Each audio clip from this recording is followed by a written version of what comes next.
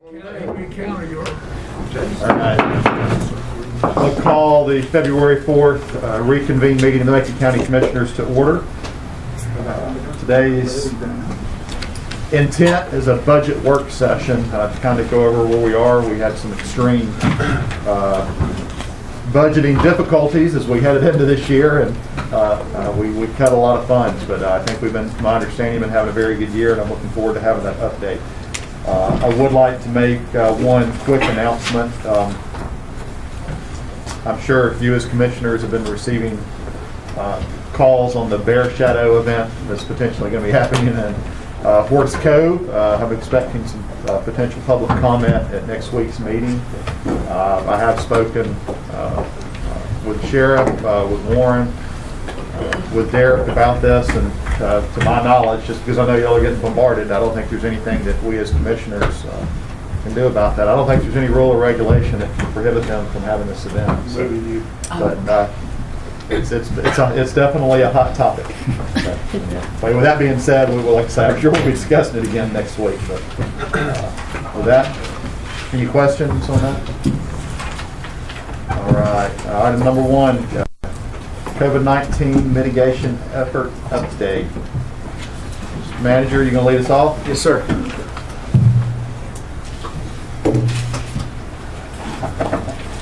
Thank you, Mr. Chairman and Board.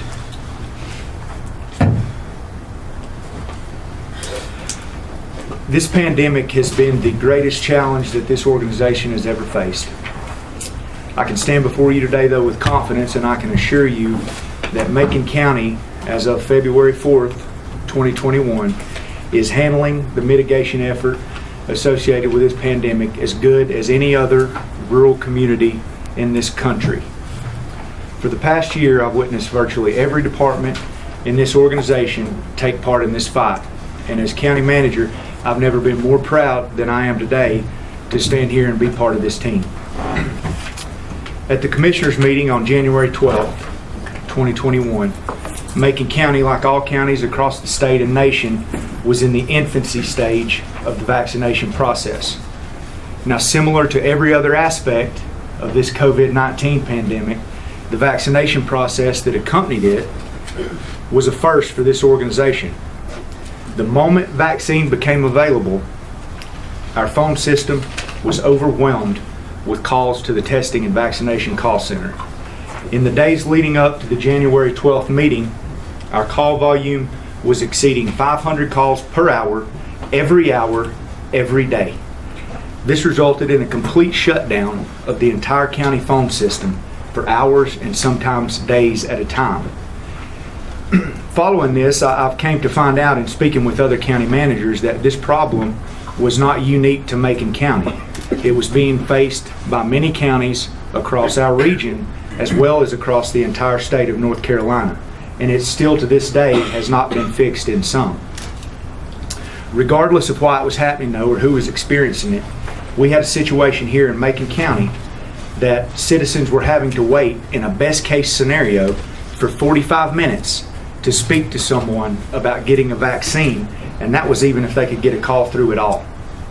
Now, much like the phone system, this massive amount of call volume that I'm talking about overwhelmed the 4 to 6 Macon County public health staff that were manning the call center at this time. This led to the accumulation of over 700 phone messages, as the health director alluded to, on January 12th. Today, I'm pleased to stand here and tell you that each of these 700 phone messages, as of today, have been returned. This has resulted in the enrollment of hundreds of Macon County citizens into the state's CVMS vaccination registration program. The 45-minute wait time that people were lucky to experience on January 12th, 2021 is now down to less than 4 seconds, as we have multiple call centers up and running, one specifically for testing and one for vaccination. Today, these call centers are staffed daily, not with 4 to 6 people, but with 15 to 20 people. These multiple call centers have been in place and running since January 16th, 2021. Much thanks to a partnership with Mr. Phil Drake, who's graciously allowed us to establish one of these call center locations at his training and education building. He's provided us with equipment. He provides us with technical assistance daily, and he even fully staffed the call center with his employees on January 16th, which was a Saturday, and that again was the first day we began operating multiple call centers. This partnership has been an absolute game changer. The bottom line is that if today if you're a Macon County citizen or resident and you want to register for a COVID-19 vaccine, you want to get placed on a vaccination wait list, you want to get tested, or you have any question whatsoever regarding COVID-19, you can make one phone call, and that phone call will be answered within 4 seconds. The call centers have been staffed moving forward using county employees from multiple departments as well as Macon County Public Health. We have utilized employees from the Sheriff's Department, the DSS, the Tax Office, Information Technology Department, and Recreation. In addition, we've hired 5 part-time employees who were hired and started work the week of January 18th. And again, that was a holiday. We had those call centers up and running that whole holiday weekend with the exception of Sunday. In addition to those 5 part-time individuals that have been hired and are currently working and staffing the call centers, we have 5 more in the pipeline ready to go. These call centers are open 8 to 5 days a week. So at this time, for anything related to testing, you can pick up the phone and call 349-2517. For anything related to vaccination, you can pick up the phone and call 524-1500. We've utilized the efforts of volunteers at these call centers as well. Since we started operation of the Drake Call Center on January 16th, 23 of the 32 volunteers that we have registered through today, which have included 4 RNs, 2 EMTs, and 17 which are classified as non-medical, have assisted us with getting people registered for the vaccination at this call center. This volunteer effort has also included a training session conducted via Zoom on January 20th, where we invited members from our local religious institutions and civic organizations to invite them to teach them how to register members within their respective organizations or congregations, how to register those individuals for the COVID-19 vaccine. We had 12 people attend this training session. As of today, these call centers have assisted with the registration of approximately 5,000 Macon County citizens, all of which have now been placed on a waiting list rather than given an appointment slot. Now, this wait list was developed from scratch by our Information Technology Department, and it has brought about a more efficient means of scheduling in response to an ever-moving target that we've been presented with by the state of North Carolina with respect to the vaccines. It contains phase-specific information by which individuals on the list can be sorted and contacted immediately via phone, email, or reverse 911 if they are in the appropriate phase and we have vaccine available. Let's talk about testing and vaccinations real quick. On January 21st, 2021, Macon County began administering drive-through testing and vaccinations 5 days per week at the Macon County Public Health Center located at 1834 Lakeside Drive. Now, how was this possible? After the January 12th meeting, we immediately went into action. We laid out the plan, reformatted some vehicles, reformatted the drive-through entrances and exits at the health department, and made it possible to do drive-through and testing, drive-through testing and vaccinations 5 days per week.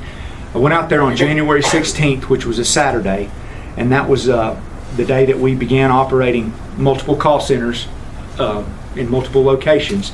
And if you've been out there, you know that the structures that we drive through and test under, they're huge metal canopies. They have to be moved using equipment. It's a big feat to move these things. We have tents, we have shelters set up that people are in, trailers that had to be moved out there. Went out there on January 16th, 8 o'clock in the morning, had eight or nine guys from maintenance out there that blowing blue snow. They were already out there working, getting this stuff moved, worked all day Saturday and all day Monday, getting these things repositioned so that we could open up and move forward with this new revised testing and vaccination plan.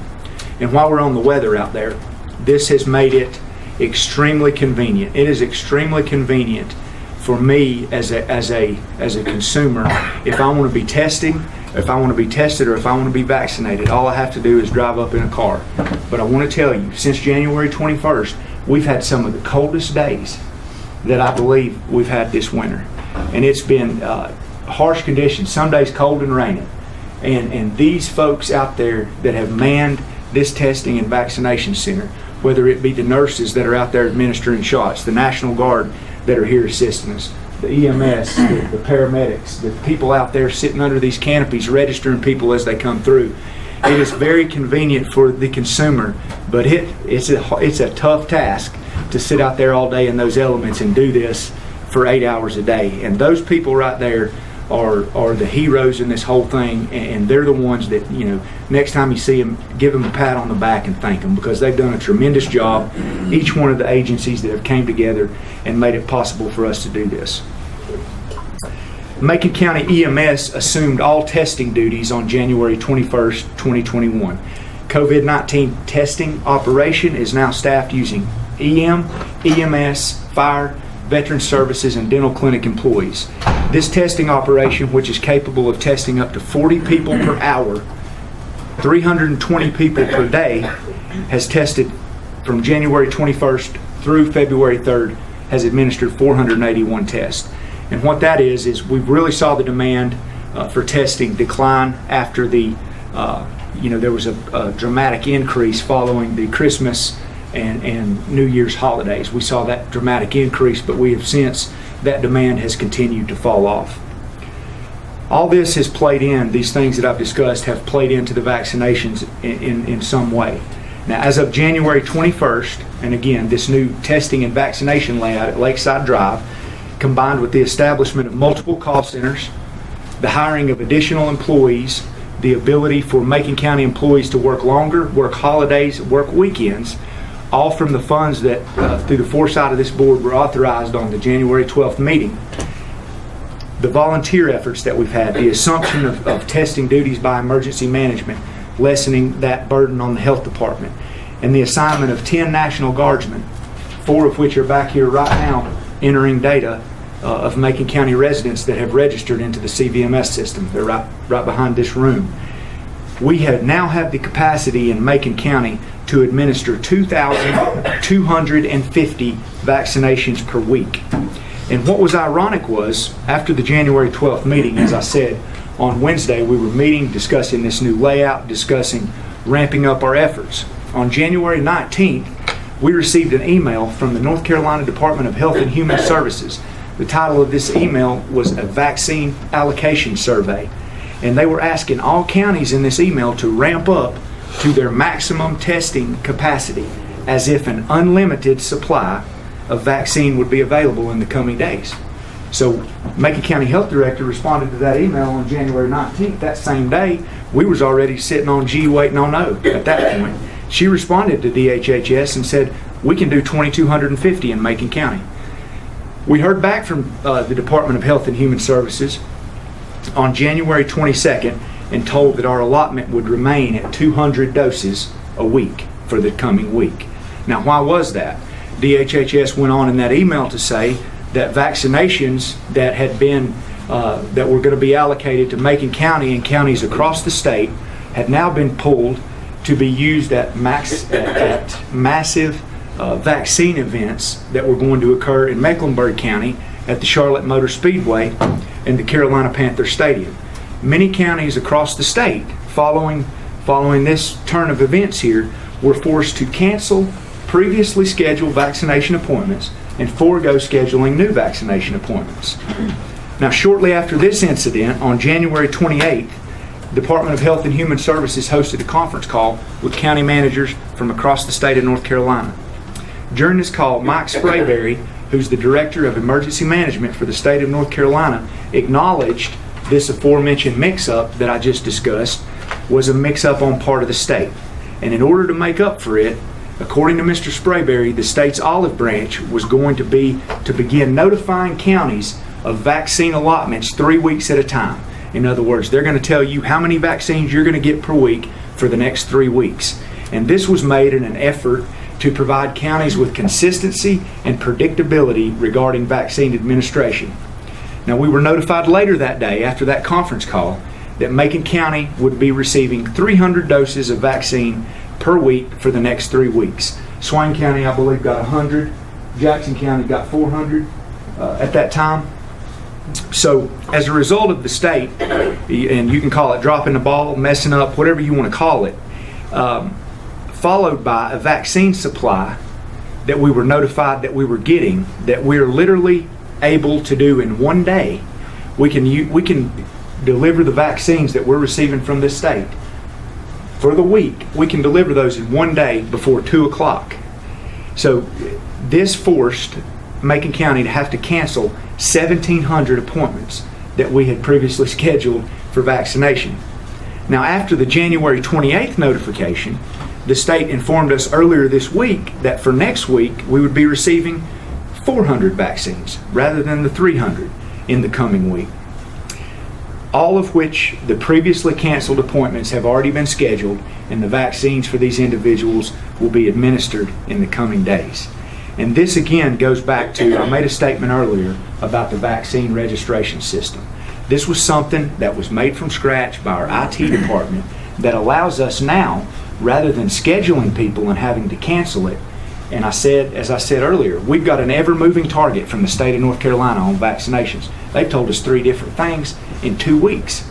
So what this waiting list allows us to do is with the either expanding it to include more people on the spreadsheet that are in phase if vaccine is available, whether the state says we get you 200 this week, we can get you 500 this week, we're able to use that registration system. Click on the first 500, click on the first 200, notify them immediately, get them through here and get them vaccinated. I assure you that your state congressman, your state representative, and state senator have all been made aware of this situation, and they're doing everything in their power to try to get it resolved. But going back to this January 28th conference call, Mike Sprayberry, the Director of Emergency Management for the state of North Carolina, said, as far as vaccine distribution goes, that we can't start getting our hopes up, because it could be realistically a long while before we see these vaccine allocation amounts increase to the counties. And that's because that they're not coming to the state from the United States government. As I stated earlier, Macon County has planned for, and we stand ready today to administer 2,250 vaccines per week. But I cannot stress enough that we cannot administer vaccinations that we do not have. Now, I made a bold statement when I got up here today, and I said that Macon County is handling the COVID-19 mitigation effort as good as any other county in the country. And if everything else in this presentation is missed, there's 3 bullet points that I want to go over here that will solidify my statement here. On January 4th in little old Macon County, if I want to register for a vaccination right now, I can pick up the phone, I can call 524-1500. Someone will answer my phone call in 4 seconds. They will literally walk me through the state registration system, put me in that system, put me on a wait list, and then this whole thing takes about 4 minutes. So within 4 minutes, I'm in the system, I'm on the wait list, and the next time I'll hear from them, my phase will be in, and they will call me to tell me that a vaccination is ready. If I need to be tested, I can call 349-2517 right now, and I can schedule an appointment first thing in the morning, and I can go out there, and I guarantee you that Warren Cave will have me tested and through that line before I could sit and order a sausage biscuit and pick it up at the window at McDonald's. And that's a fact. Last but certainly not least, these efforts that I've discussed here today, we have planned, and we are capable of administering 7.5 times the amount of vaccination that we're receiving from the state each week. If Macon County had total control of this vaccination process, like we have total control of the call centers and registration process, like we have total control of the testing process, we could have every Macon County resident vaccinated before May. I heard one of the greatest leaders, the greatest motivators, the greatest speakers I've ever heard one time say that there's certain times in somebody's life that you have to sit back and realize that all you can do is all you can do. And I can tell you today with confidence that as far as the COVID-19 mitigation effort in Macon County, this organization is doing all we can do. So with that being said, Appreciate your giving me some time up here. I'll now turn it over to Miss Kathy McGahat, and she's going to discuss a little more in-depth about the vaccinations. Derek, before you head off, sorry, you're not going to get away that easy. Okay.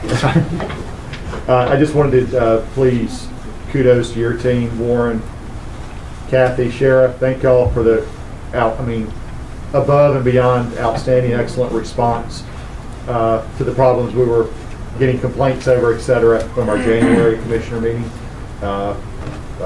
Thoroughly impressed. I'm sure the other commissioners are as well. So good job. I'm sure these questions will come up, Derek, but you may already know this answer to this question before I forget it. We gave an extreme amount of vaccines quickly, as you mentioned, and then our vaccine numbers dropped down. A lot of second doses are getting ready to come up. How are we? I'm sure they'll address this, but how are we going to handle that? So, Kathy's she's Okay. going to discuss all the Okay. the in-depth intricacies of the Great. vaccination. Thanks, Yes, sir. Derek. Any other questions for Derek? Good job. Good job. Thank you. Great response. Fantastic response.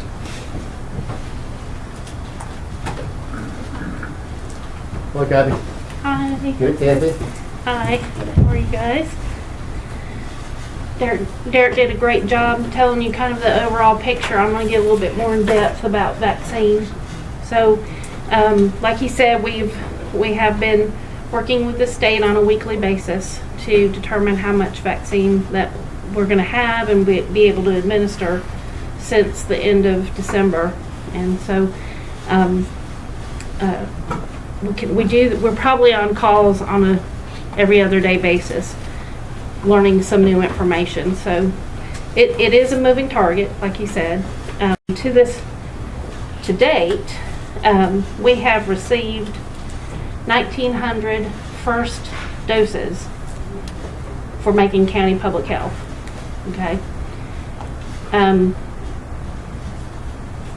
In addition to that, we have had 980 doses transferred from other organizations through Macon County Public Health for community events up in Highlands. So those two added together are the total number of doses that we have. So that's 2880 is what we've had total sent to this area. The doses that were transferred for a community event in Highlands included for an event on the 20th, there was 500 doses that HCA had of Moderna vaccine that they transferred to Macon County Public Health on behalf of this event scheduled for the 20th. And they administered a total of 430 of those doses at that time. On the 24th, the following Sunday, Party Hospital transferred 480 doses of the Pfizer vaccine to the Highlands community. And they actually gave 488 shots that day. And so here's my, I'll tell you why. I know you got a question. No, I'm one. Good. Congratulations. Both the Moderna vaccine and the Pfizer vaccine, there are what we call bonus doses and vials. So they are 10 doses of Moderna vaccine in a vial, but at times they actually have 11 doses are in that bottle, and we're able to draw out a full extra dose and give that to somebody. And of course, we're not going to waste those doses. We're going to give them to people. So even though when they ship us, say 300 doses, we may be able to actually say give 310 shots out of those doses because there's a little bit extra in the bottles. So that's where some of the discrepancy in the numbers come into play. So when you have community members talk to you about things don't quite add up with the numbers, we're taking advantage of those bonus doses and making sure that they get into the arms of residents. And that's exactly what that Highlands event that happened at that time too. So We have, as of yesterday, we have 270 doses in inventory. So, but today and tomorrow we will give those 270 shots. They've already been appointments been made, and we will be at 0 come the end of tomorrow. We get notification Wednesday, Thursday, it depends on the week, about how much we're getting for the following shipment that's coming on a Tuesday. So if we're at 0, we know we're not going to get another shipment until the following Tuesday. And so we have anticipated doing clinics now on Wednesdays, Thursdays, and Fridays to administer the doses that we expect. And we have the potential to do more administering of those doses. As Derek said, our capacity far outweighs what our supply is currently. I know he said 2,250, and over time, I think that we're probably could administer closer to 2,500 shots in a day or in a week, just because of the efficiencies that we have learned and things that we have learned by doing this. I do want to tell you about the last time we were here. I wasn't aware at the time, but shortly after the meeting, I learned that we were going to receive help from the National Guard, and we did have some guardsmen come. We've actually had 2 what they call strike teams come to help. One was a unit of 4 that is completely devoted to CVMS data entry. The other was a group of 6 that 4 of them actually can administer the vaccine, and 2 of them are devoted to data entry. So we have 10 guardsmen here that are deployed through February 19th. And if we see that there is need to continue using them beyond that, we can always request for an extension of their deployment through Warren's radio service that he has. You asked about second doses. These plans that we have generated for our capacity include knowing that we have to incorporate providing the second doses as well. So matter of fact, yesterday and tomorrow we will be giving second doses while we are giving first doses too. So that capacity that we're mentioning about is our capacity for giving first doses, knowing that we've got to give the second dose as well. So as you can tell, we have quite a bit of capacity to give vaccine. We are just not receiving the amount of vaccine to meet that capacity.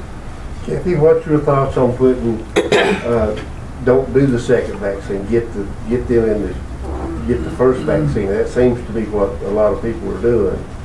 And they say you can wait 4 to 5, 6 weeks, whatever, for the second dose. I've not heard an actual recommendation to do that. The state of North Carolina does not recommend doing that. They want to make sure that each person, they know by receiving 2 doses that you're going to have the immunity necessary to fight this infection. And it's not 100% perfect, even with both shots. And they want to get it high enough to have a guarantee that you're not going to get. Makes sense to me. If you don't have the first shot, you sure don't have no Right. guard at all. Right. And yet, at this point in time, that's where the recommendation is to continue offering that second dose and making sure that second dose is available for people that have received the first dose. Just don't make sense. That's as far as the research and everything. That's what the recommendation is, and Does it make sense? It does, to maintain the level of immunity that you If you don't have the need. first shot, the second shot don't matter. But if you don't get the second shot, we don't want you falling victim to the infection. There's a percentage difference between the The first shot. first and second dose is the same mix, the Yeah. same amount. And you wait a few, it gives your body time to start building antibodies. And of course, like other vaccine, you get what they call a booster. Booster shot. Yeah. And so this is the booster shot so that your body can truly generate those antibodies. How long did it say it takes to administer our allotment of vaccine? I'm sorry, How long does it take you to administer our allotment of the vaccine? for this allotment for this week, Yes, for ma'am. 300? Yes, ma'am. You said it earlier that it takes 2 to 3 days. Well, we're vaccinate. spacing it out. We could do it in a day's time. I guess if- that's if my question is, necessary. if we can vaccine 4 to 500 people per day, there's really no reason to keep the volunteers out in these cold, rainy, nasty days if we can get them in and vaccinate them in one day. It does, it just makes it a little bit more trying to get everything done in that one day's time. We would have planned for a mass event, have to have the travel, the traffic coordinated through EMS, and we could do that. It's just, at this point, it's a little bit more efficient spacing it out just a little bit for traffic and for other reasons. We're in this for the long haul. We know that we have to do this for a long period of time. And so, and if a vaccine becomes available, we're ready to do it on a much higher basis.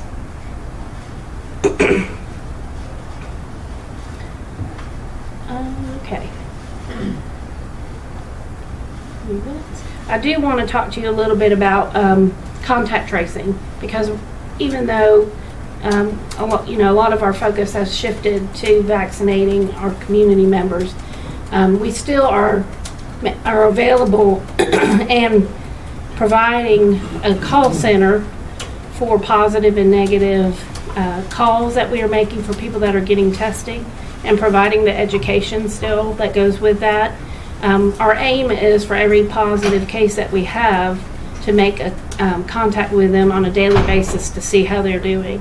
And that has been trying at times to make that contact, but that is our goal for our positive and negative call center. So we still are maintaining that.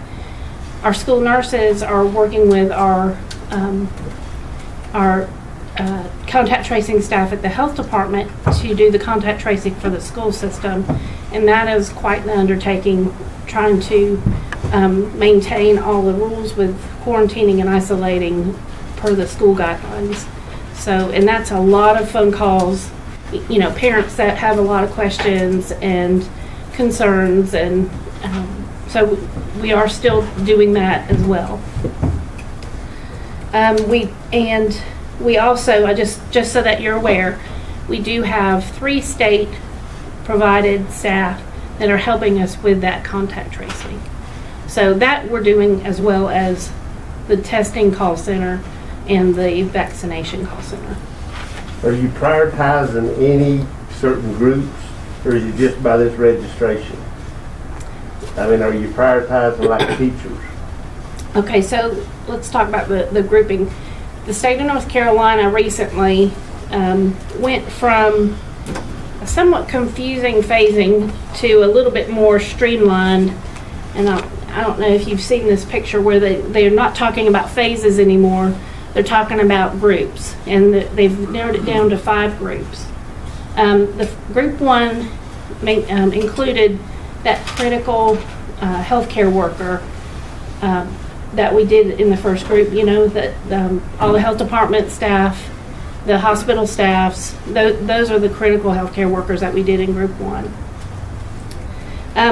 Group 2 includes the 65 and older individuals in the community, and that's where we are currently. So we're able to vaccinate anyone in group 1 and anyone in group 2.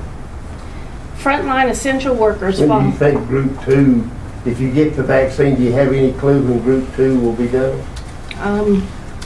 Again, if we get, it depends on how much we get. Like Derek had alluded to, there's several thousand individuals that are wanting this vaccine. That are 65 and over? Yeah, that are 65 and older. So, the part that I get frustrated about is that they send us our allocation based on our our year-round population of those age groups, and that's not necessarily what we're experiencing at this time. And I try to keep communicating that and provide evidence that we have people that have second homes here that have chosen to stay here year-round, and that they're wanting their vaccine here, and that we should be getting more vaccine based on that. And as far as that prioritization goes, on that same January 28th conference call that we had with the Department of Health and Human Services, that specific question was asked about, can we prioritize teachers? And I've talked to Dr. Baldwin about this. The DHHS representative that was on that conference call said that they have been aware that, or had heard rumors of vaccination events occurring in some places where teachers were moved and prioritized above people that phase was currently up. And the representative from DSS said, or DHHS said that those allegations are being investigated, and if a county is found to be vaccinating out of phase, putting groups and vaccinating them out of phase, they are at risk of getting their allocation supply reduced. Don't make sense, is it? It's kind of hard to reduce zero, isn't it? Of course, we're When not they're at at, zero, the but counties it's in the paper. They're telling you that they've got all their teachers vaccinated and Yeah. inviting them all over the state. yeah. When do you think group 3 will begin, which includes the teachers? It will be several weeks from now. At the rate that we're going, if we continue to get a few hundred doses a week and we have 4,000 individuals, it'll be several weeks before we'll be into the summer. This school year will be Okay. probably close to finishing before we have a chance to vaccinate teachers. Okay. I like the structure, the way it's set up. If we didn't have that, it'd be crazy. You gotta have phases. Yeah, And and who decides which phase? That's the state office. You gotta follow that. I'm not called, I'm just trying to have a gunfight down to yeah. Yeah. place. You didn't have some order in there. Yeah. And we continue to deal with the frustration of the community between the call center and those that are coming to the health department. We know people are frustrated. I've talked to Dr. Baldwin about the teachers, and that's a big part of them being able to be face to face, and teachers being, feeling safe enough to be face to face. And we'll get there. It's all of our goal is to get everyone vaccinated that wants to be vaccinated and do as much as we can. And the school system has offered, all the help that they can offer. If we get vaccine all of a sudden and we need volunteers, I know that group will step up and help. So, And what needs to be said is before January 20th, there wasn't even a plan to get the vaccine out. There was no plan. There was nothing in place. And matter of fact, vaccines have been canceled. The orders have been canceled. This is a brand new system too, so maybe is it right? What about the pharmacies So that's going to start? I want to say taking- something about that because I know that you guys are aware that we've had preparedness efforts going in the county for numerous years. And one of the things that we have planned for numerous years is a max vaccination clinic of some sort. Now, there's details that we didn't know what to plan for. For example, the observation time for the vaccine. We didn't know that was something that we would have had to been built into it. We also didn't, it's how many doses you had to have in order to, we had to work that in to be able to have the capacity to do 2 doses for each person. But that is been in plans for a while, and many of our county plans, it's not just the health department, that was every agency that is currently involved, have been put to fruition that we've been planning all this time. And we've tweaked them to make them a little bit better, but we have been working on this for a while. Yeah, but the federal government wasn't. No. Right, like you said about Walgreens and stuff, Mike Sprayberry also, when he was saying, talking about the shortage of this vaccine supply, he said, just like it could be a while before North Carolina sees that increase in vaccinations, he said it's going to be a while before you see new providers becoming authorized, simply because there's already more than enough that are authorized to provide all the vaccine the state of North Carolina is getting, so there's really no need to move forward bringing new people into the system when the vaccine's not there to distribute. Walmart, Walgreens, and who else is? I know a lot of CVS. drugstores, yeah, but he was saying, as far as that goes, it's going to be a while before the Department of Health and Human Services starts authorizing these new providers. If you ain't got Simply the because there's no product. vaccination to give. And another thing I wanted to mention to you is that there are plans in work to look at 3 universities within the state university system to become regional vaccine providers. And Western Carolina is one of those universities being looked at. And there are plans in place to make that a major hub for vaccination. And they would receive allocations above and beyond what we get. They're looking at that a clinic to administer for the region, not just for Jackson County, but for the region, 6,000 doses a week. So working six days a week, doing 1,000 doses a day. And that's something that our residents will have access to when that, if and when that gets up and going. So I do know that there is that discussion in play. And then you've got all that driving time. Right, right. You guys are set up, you're ready to roll if you had the vaccine. Right. It's convenient for the residents, you know, just, and I'm sure the counties are right on board with y'all too, so. And we've talked about mass clinics versus drive-through clinics. And with the age group that we are vaccinating right now, the drive-through clinics are really, really convenient, and they cut down on the transport and the commute time that somebody, maybe an elderly person, may have getting into a facility and then getting, needing assistance to get into a facility and then get out. They just drive up, roll their window down, and people are bringing their parents and so forth. So And it's working. yeah, and it's working. Have all the nursing homes been vaccinated? They've all been through at least their first dose. They haven't quite made it. Of course, we haven't had time to get them through all their second dose yet, but they've all made it through their first dose.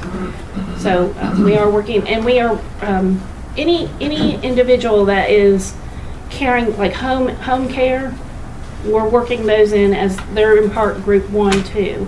So we're working those in as they make calls and they tell us their situation and so forth.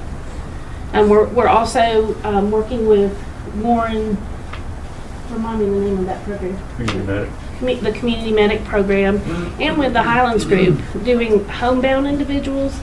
So we have a plan in place to do homebound individuals. Or Yeah. Got a good plan. Thank you. Thank Thanks, you. Kathy. Thank you. Any further questions? Anybody good? Thank you. You're welcome. Thank you. Warren, any comments? I guess I'm next. Welcome, Warren. There's actually a copy of my report on your desk here. I want to talk very briefly about testing. Derek did a real good job of saying where we were back in the middle of January. We actually had a community testing event that we already had scheduled in Nantahala on the 19th, and we'd already promised that to those folks. So we went ahead and we did the community event in Nantahala.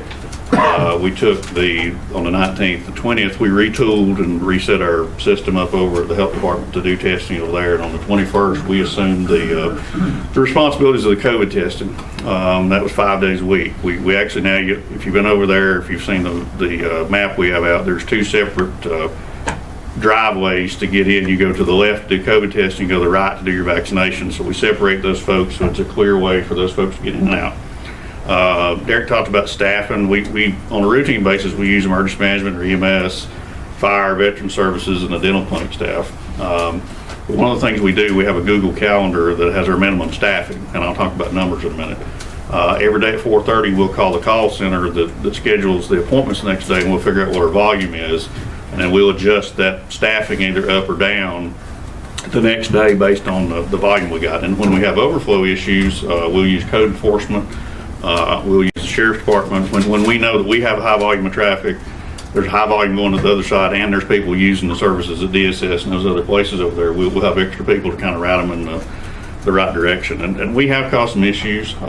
There's a lot of folks that have to come in and still use those facilities, and us with traffic going 2 different ways, we've tried to be courteous of that. We have 3 spots that are blocked off for DSS clients or people that have business on that side of the building where we come into the main entrance. And on days that we're really busy, we actually have a runner that's there, and a lot of times those folks are dropping off papers in the drop box at DSS, so we'll have the runner just get the paperwork from them when they drive into the parking lot, they can just circle through and come back out, and the runner will take care of the paperwork for them. So we've tried to be courteous with those folks to make sure that we keep all that process together. Derek talked about our numbers. We've doubled our COVID testing appointments. We were originally doing 16 per hour, and we've actually changed that to 32 per hour. We've proven that we can do 40 because we'll have overflow people. We've proven we can do 40 an hour. With a little bit of probably 1 or 2 additional staff, we can probably get to the 48 an hour if we need to.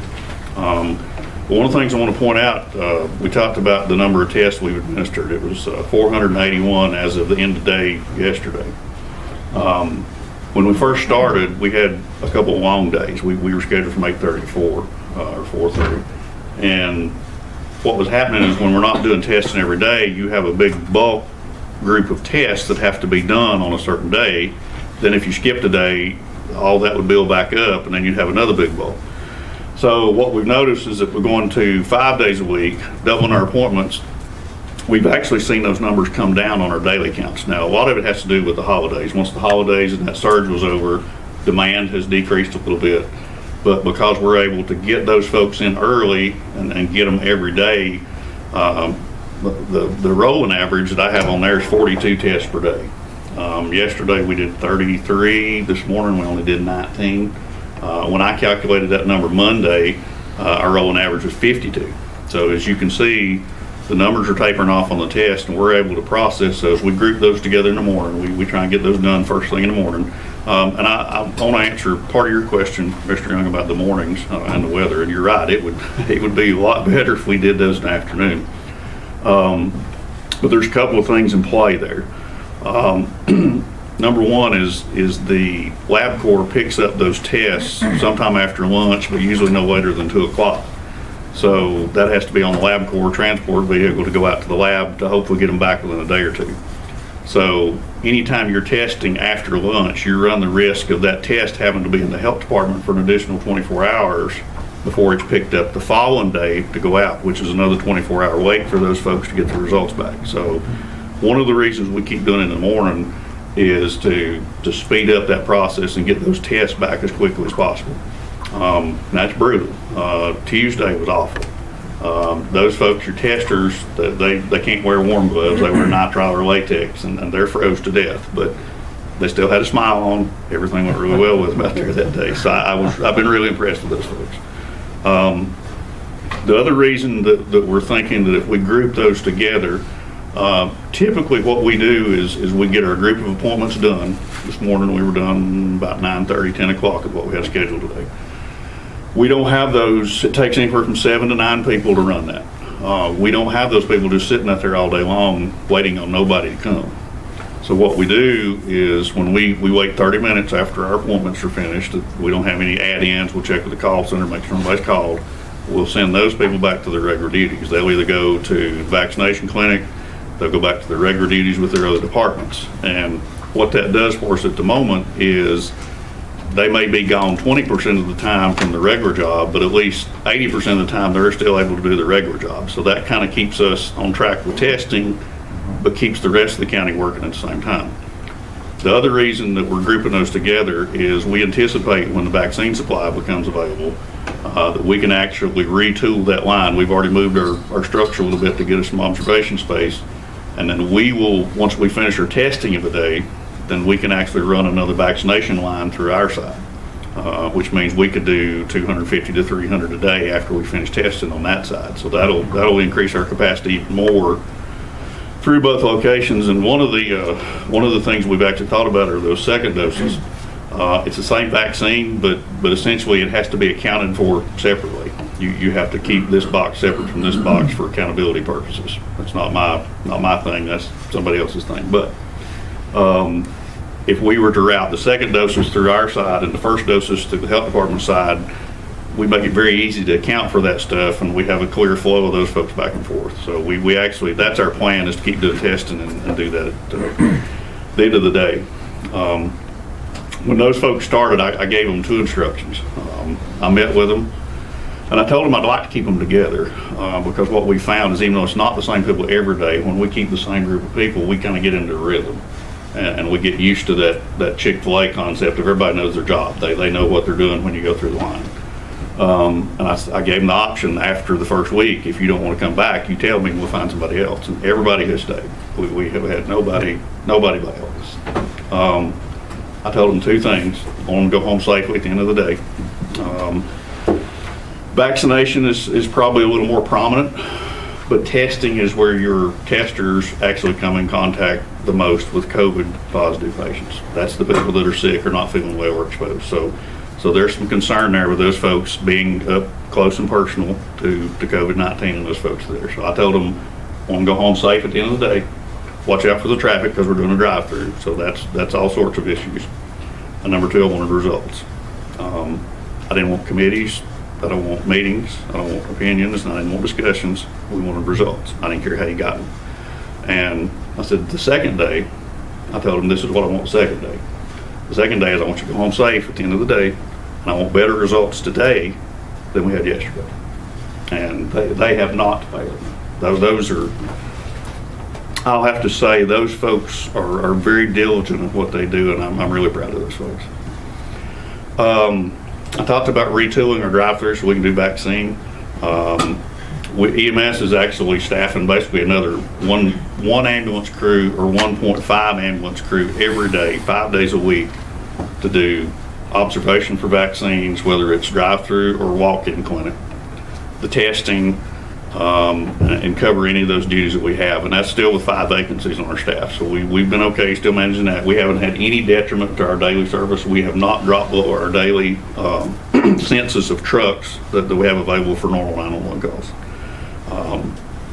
Money-wise, I was actually going to pull those figures. Our last payroll, we were about $6,000 up compared to what we normally were. So that's kind of our bi-weekly expense, somewhere in that neighborhood, depending on how many hours we work and who's working those hours. So it's not a huge expense. It's a lot, but it's not a huge expense.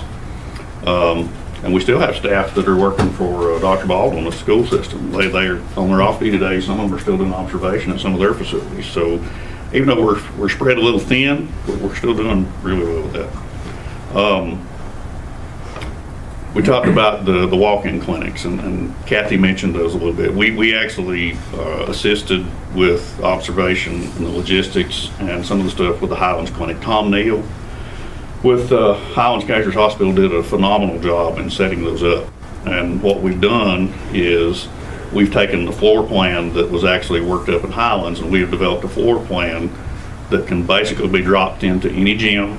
It may have to be tweaked a little depending on the size of the gym, entrances and exits. But we have a plan that we can, if we were to have 500 or 1,000 doses, we can drop that into any gym anywhere and stand up one of those walk-in clinics. Now, some people like walk-in. Some people don't want to be in the car. A lot of people want to be in the car and don't want to walk in. One of the biggest problems I don't know if it's a problem, but one of the things we figured out in Highlands was a lot of those folks hadn't seen people in a long time. And observation, we had to have a police person that said, okay, your 15 minutes is up. You go, if you don't mind, go talk somewhere else. But that was one of the issues we had with them. One of those communities, like they did in Highlands, they don't have to adhere to the phases, right? No, they do have to adhere to the phases. That vaccine still, or the groups, that vaccine still comes through the same. So they still have to go to the phase. They have to abide by the groups. The only difference that Kathy mentioned is if you have extra doses for some reason in the day, they put 12 in the vial instead of 10 for some reason. Might get a few extra. You don't want to waste it. You don't waste it. So you call immediately. If you got 8 doses, you find 8 people to put it in their arm because you're not going to waste that for somebody. So that's the only reason that you could actually get out of those groups anywhere. The walk-in clinics, I remember I talked about the COVID testing. We could vaccinate with roughly the 7 to 9 folks that we have there. It's not going to really, maybe 10, but that's kind of our normal flow of staff to do a drive-through vaccination or testing event. To stand up a walk-in clinic, Highlands had 60-ish, a little over 60-ish folks there. So there's a little bit of and the minimum that I've counted out is 51 that we'd have to have to do one here in Franklin. So it is possible, but it's not necessarily sustainable over a long haul. If you can keep the 300 to 400 a day constantly and consistently over 5 days, you will actually get more needles in arms over a period of time than you will with a walk-in clinic. Now, if you have those doses and you need to get them out, then the walk-in clinic's the way to go. If you've got to get them out today, that's the way to go. So we have the option available to do both of those. So we do have a plan to pull that off if we need to do that. We talked about, I heard you talk about Western and folks going somewhere else. We've actually talked to Macon County Transit about how to group folks. If we had to take groups of folks somewhere to get them vaccinated, that's a little complicated because you can't have but so many folks on a bus, and then you got to get them scheduled, and they've got to be able to get in when they get there. So we have a thought about that, but we have a plan, but we're not sure how feasible that's going to be. We talked about the home vaccinations, the community medics. Senior Services is actually managing our list. We've got about 67 folks on the list at the moment. We anticipate that growing to about 200 folks.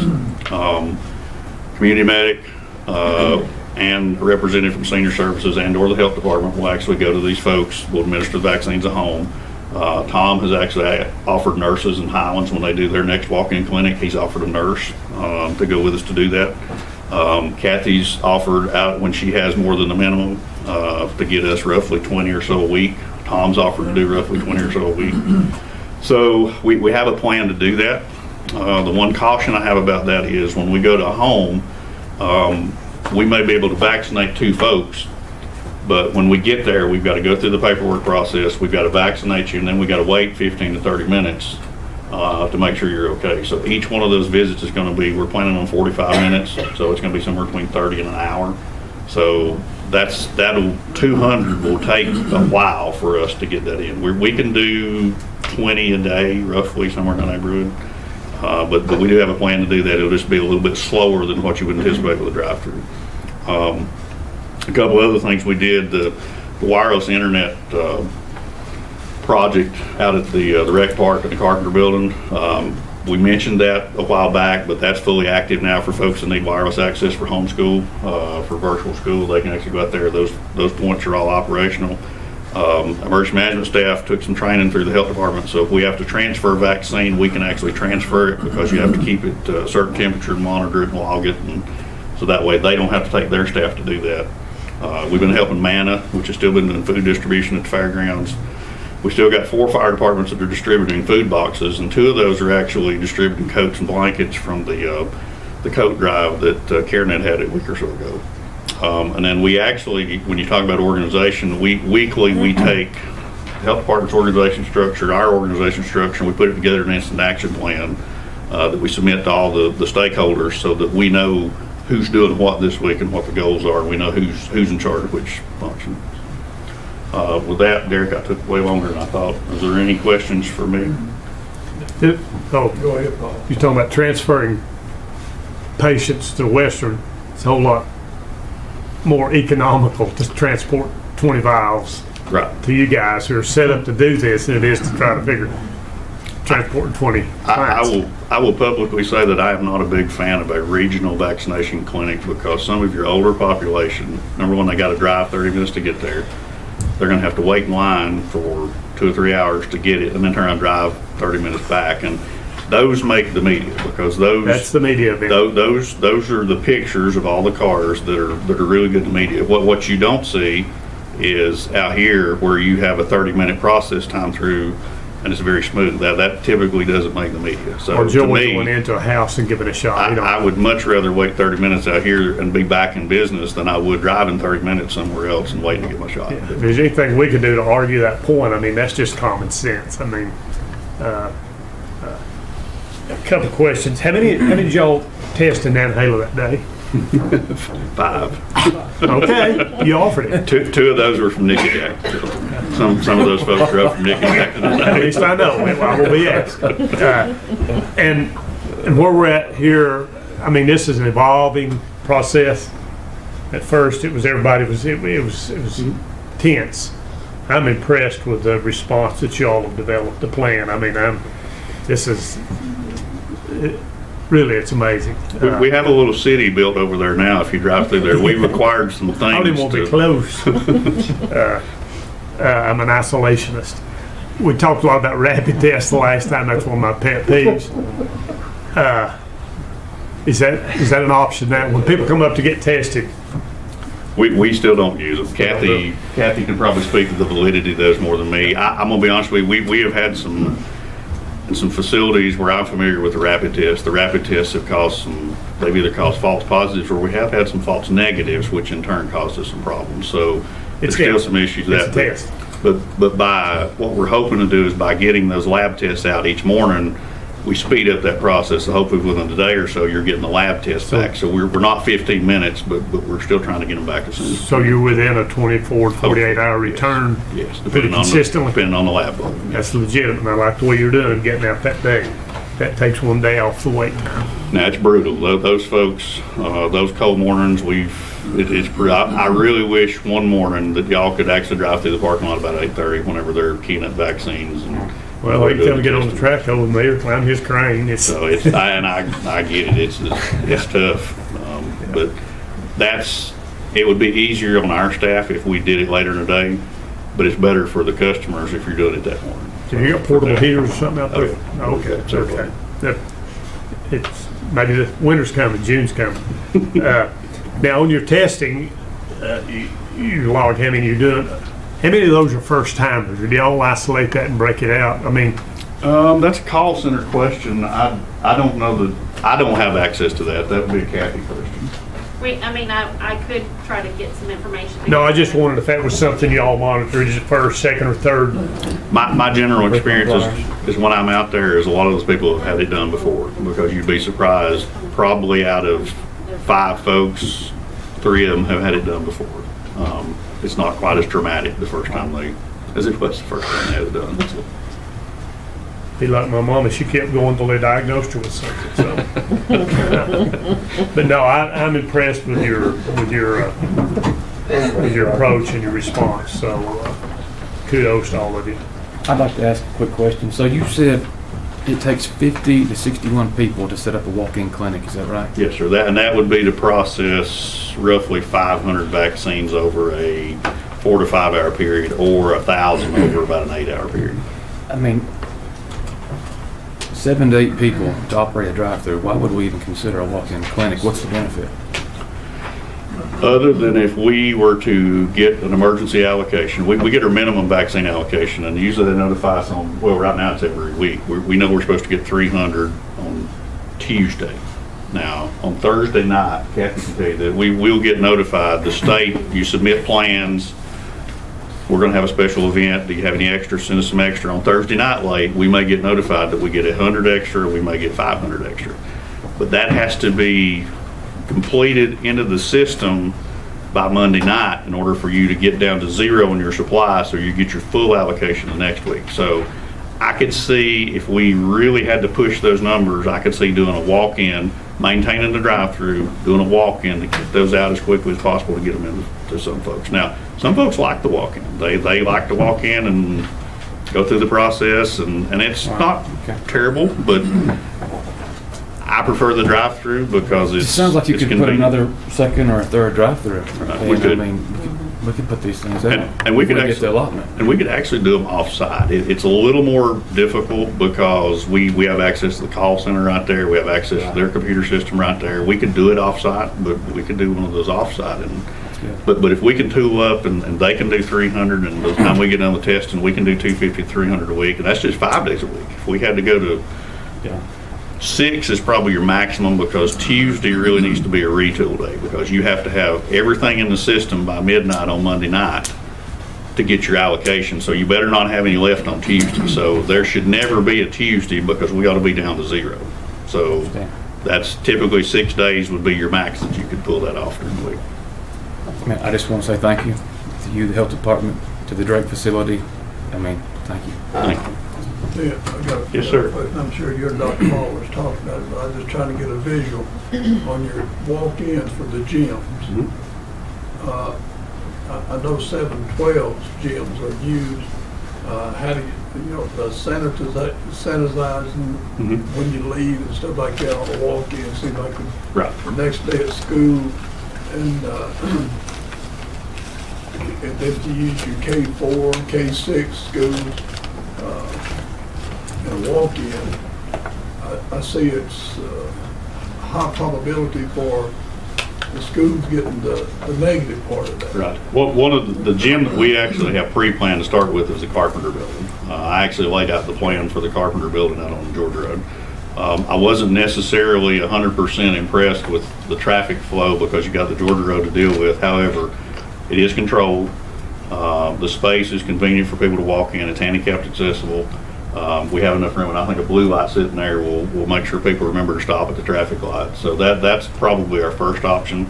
And then out of that plan is we have sanitation people that when the clipboard finishes, it goes into the dirty clipboard and somebody cleans the clipboards, and there's a process to clean that both before and after. So it would be a little more complicated when we got into school, and we don't want to.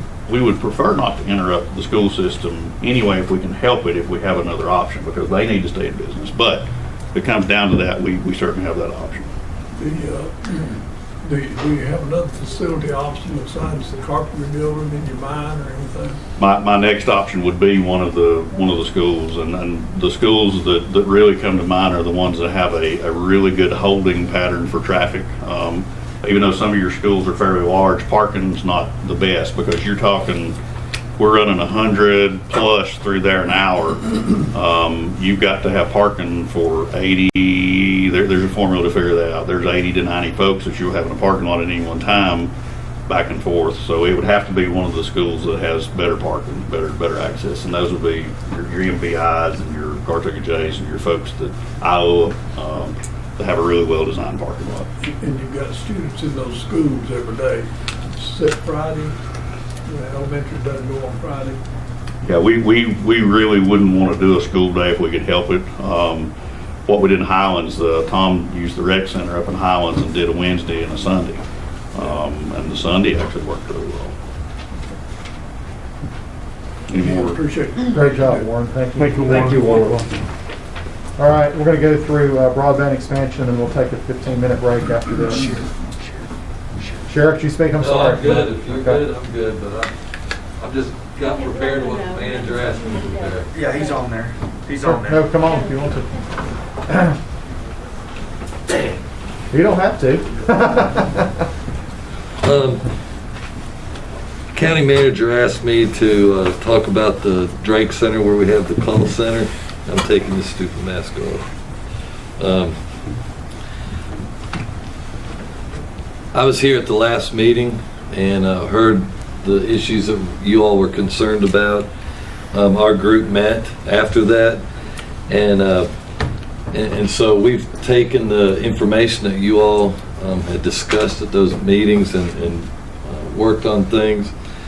Well then, as we all know, the health department had the call center there. We all know about how the phone system went down. The following day, I went to the county manager with an idea, met with Mr. Drake, Phil Drake, and talked about the Drake Center. Mr. Drake, as you know, has a state-of-the-art call center that he's able to utilize. He's offered that to us to be able to utilize, allowed us to use the building. He not only allowed us to use the building, he supplied computers, and he also supplied the phone system. So as a group, we decided we would open that center up. We opened that center up and began business on Saturday the 16th. You had various employees from the county working in there, and then 2 days later on Martin Luther King Day, a holiday, those same employees worked that day as well.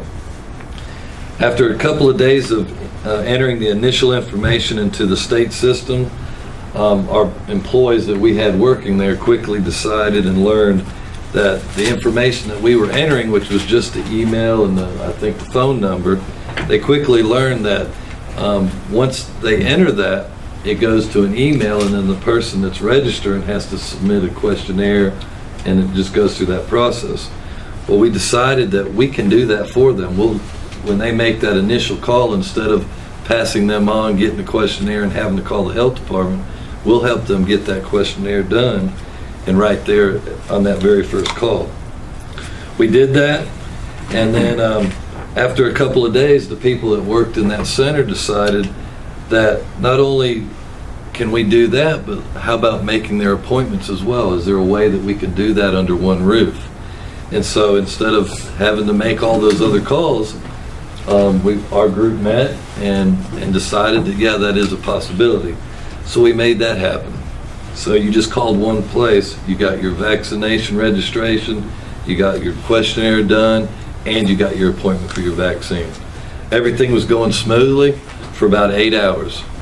By the time the end of the first day is when we got the phone call that they called us from the state of North Carolina and said that we're canceling you're going to have to make other arrangements because your vaccinations are now going to be going to Charlotte. So then our call center went to, now we are having to call, I think she said 1,800, 1,600 people to cancel their appointments. Well, so things had to change again. So we changed it. We started doing all that, and they've done really well.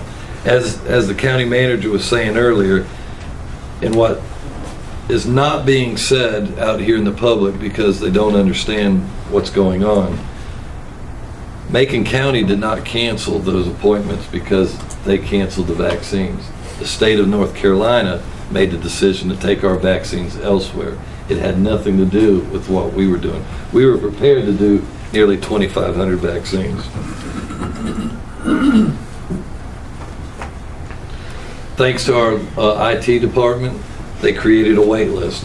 And I know for a lot of people to get added to that wait list, that's a nightmare too. They're upset that they've now been put on a wait list. I think, and I don't know if Kathy said this earlier, but in case she didn't, people that are having their appointments canceled, and yes, they're going on the wait list, but those people that have been canceled are going to the top of that wait list.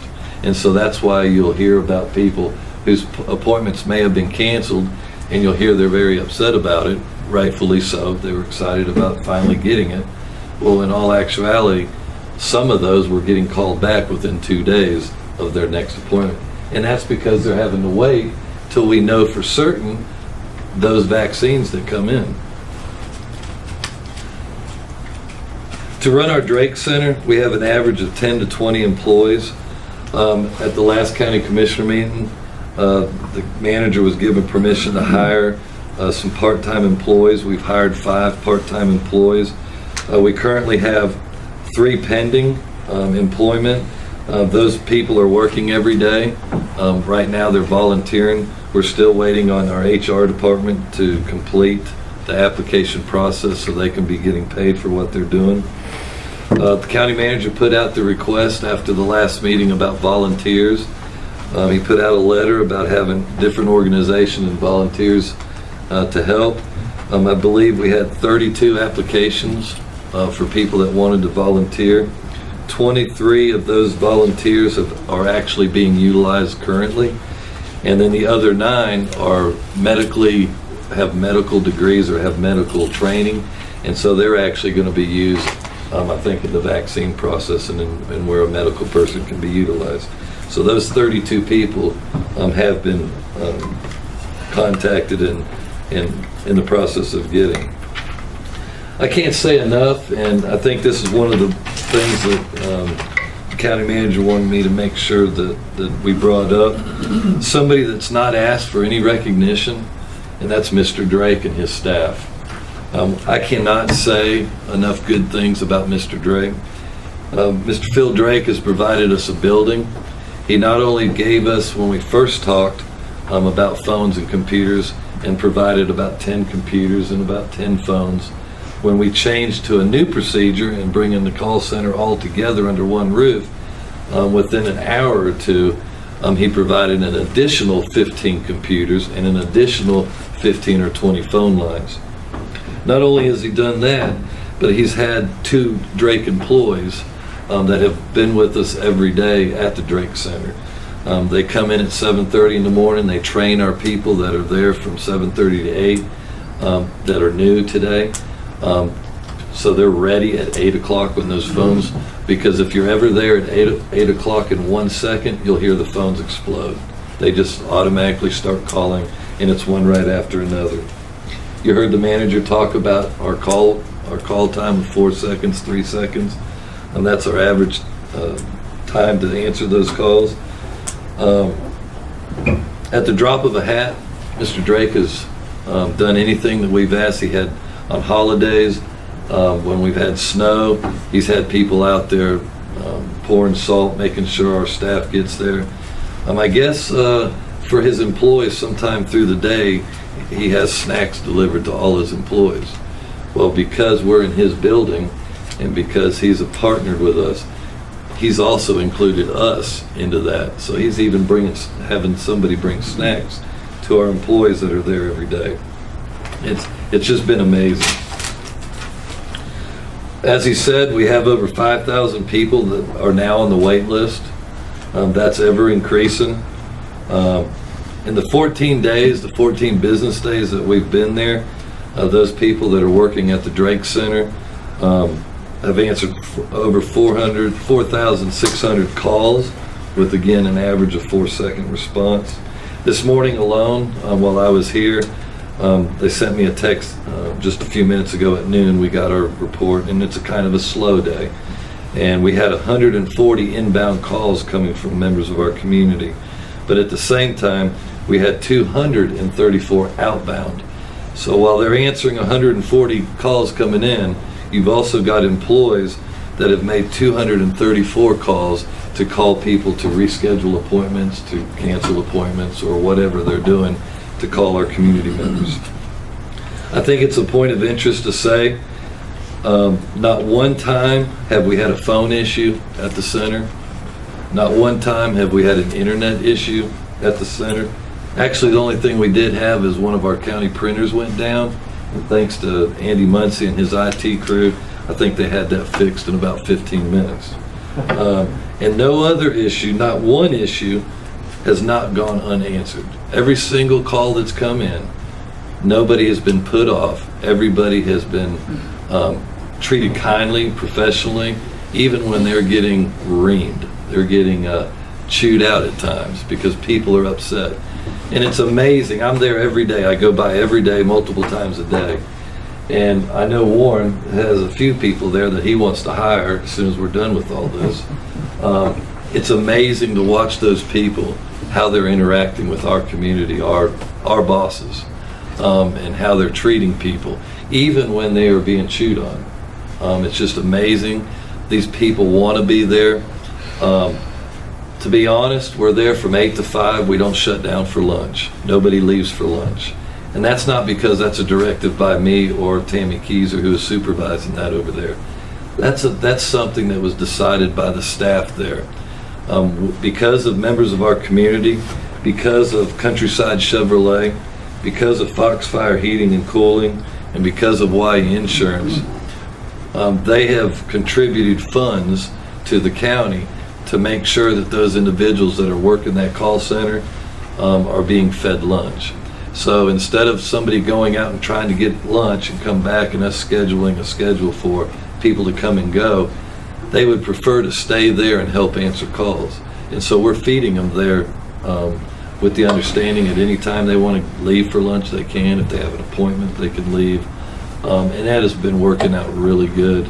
And it's kind of involved in sort of a little family over there. Everybody gets along great.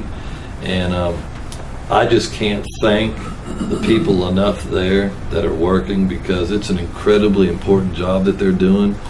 And they're making you all look good. They're making me look good.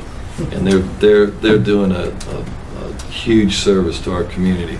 And there's a lot of upset people because they don't understand. And it's frustrating as a member of a leader in this community. It's frustrating when you hear the different tales that are being said about what we're doing as a county, what you all and what I'm doing and other people are doing, and working so hard, to hear people that are being critical of what we're doing. I respect opinions, and that's great that somebody can complain. But the problem is they don't see what they're actually doing, and what you hear is going on is totally not correct.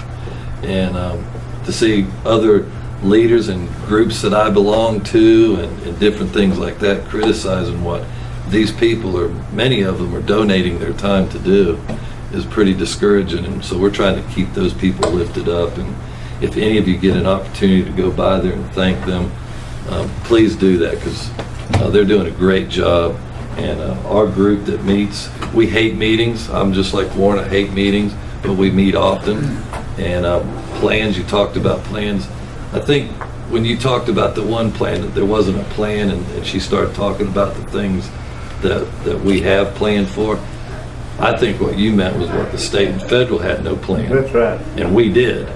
And so they've got to put a lot Fed of... had no plan. Absolutely. And they've put a lot of things into play based on that planning. So, if you don't have any questions, yes, sir. It's Warren's here, and Kathy's here, and Dr. Baldwin's here, and Derek's here. We talked about the volunteers, we talked about counties. I just wanted to make sure that part of this plan was county employees were not in a situation they'd be penalized by losing sick leave or losing pay or anything like that. Derek, how do we work with that?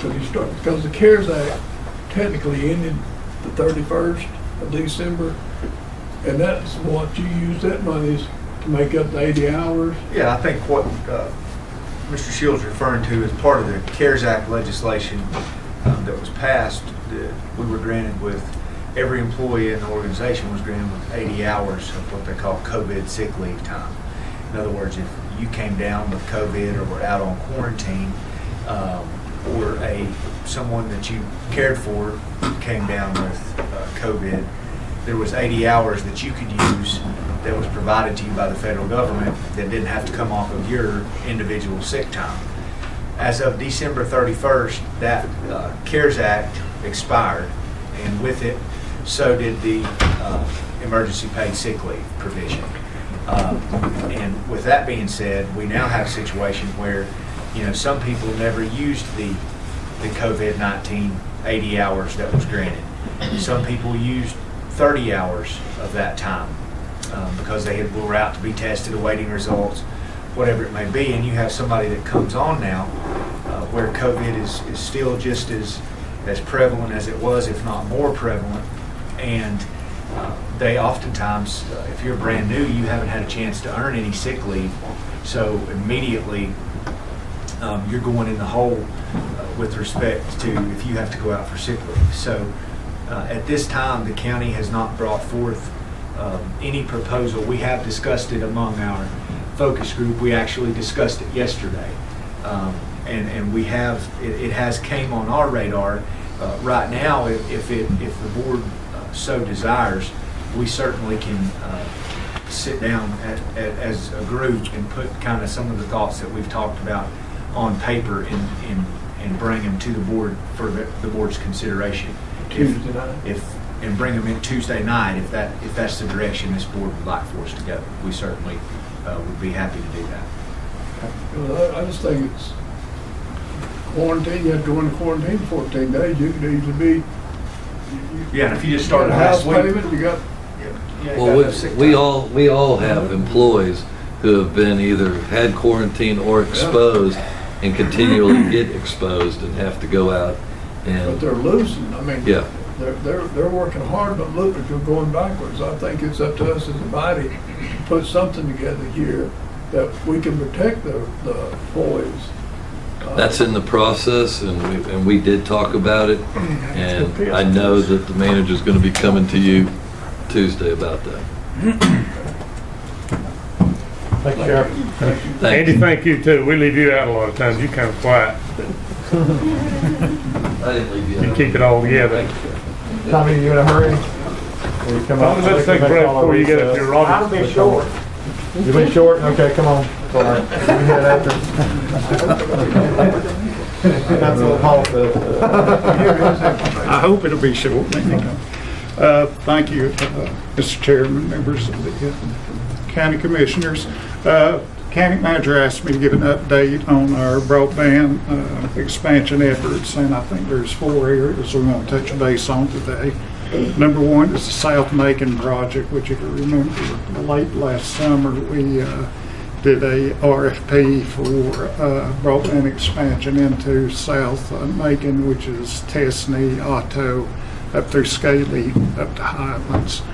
We received 2 bids on that, and the broadband committee studied both bids, and in consideration of that, I thought that Balsam West would be the best, submitted the best proposal, because they offered a more technically diverse approach to delivery utilizing fiber and multiple wireless technologies, including out-of-site, which will make deployment, service delivery, and collaboration much more effective in the long run. So that grant amount, that I believe you all approved the dollar amount for that at $580,000.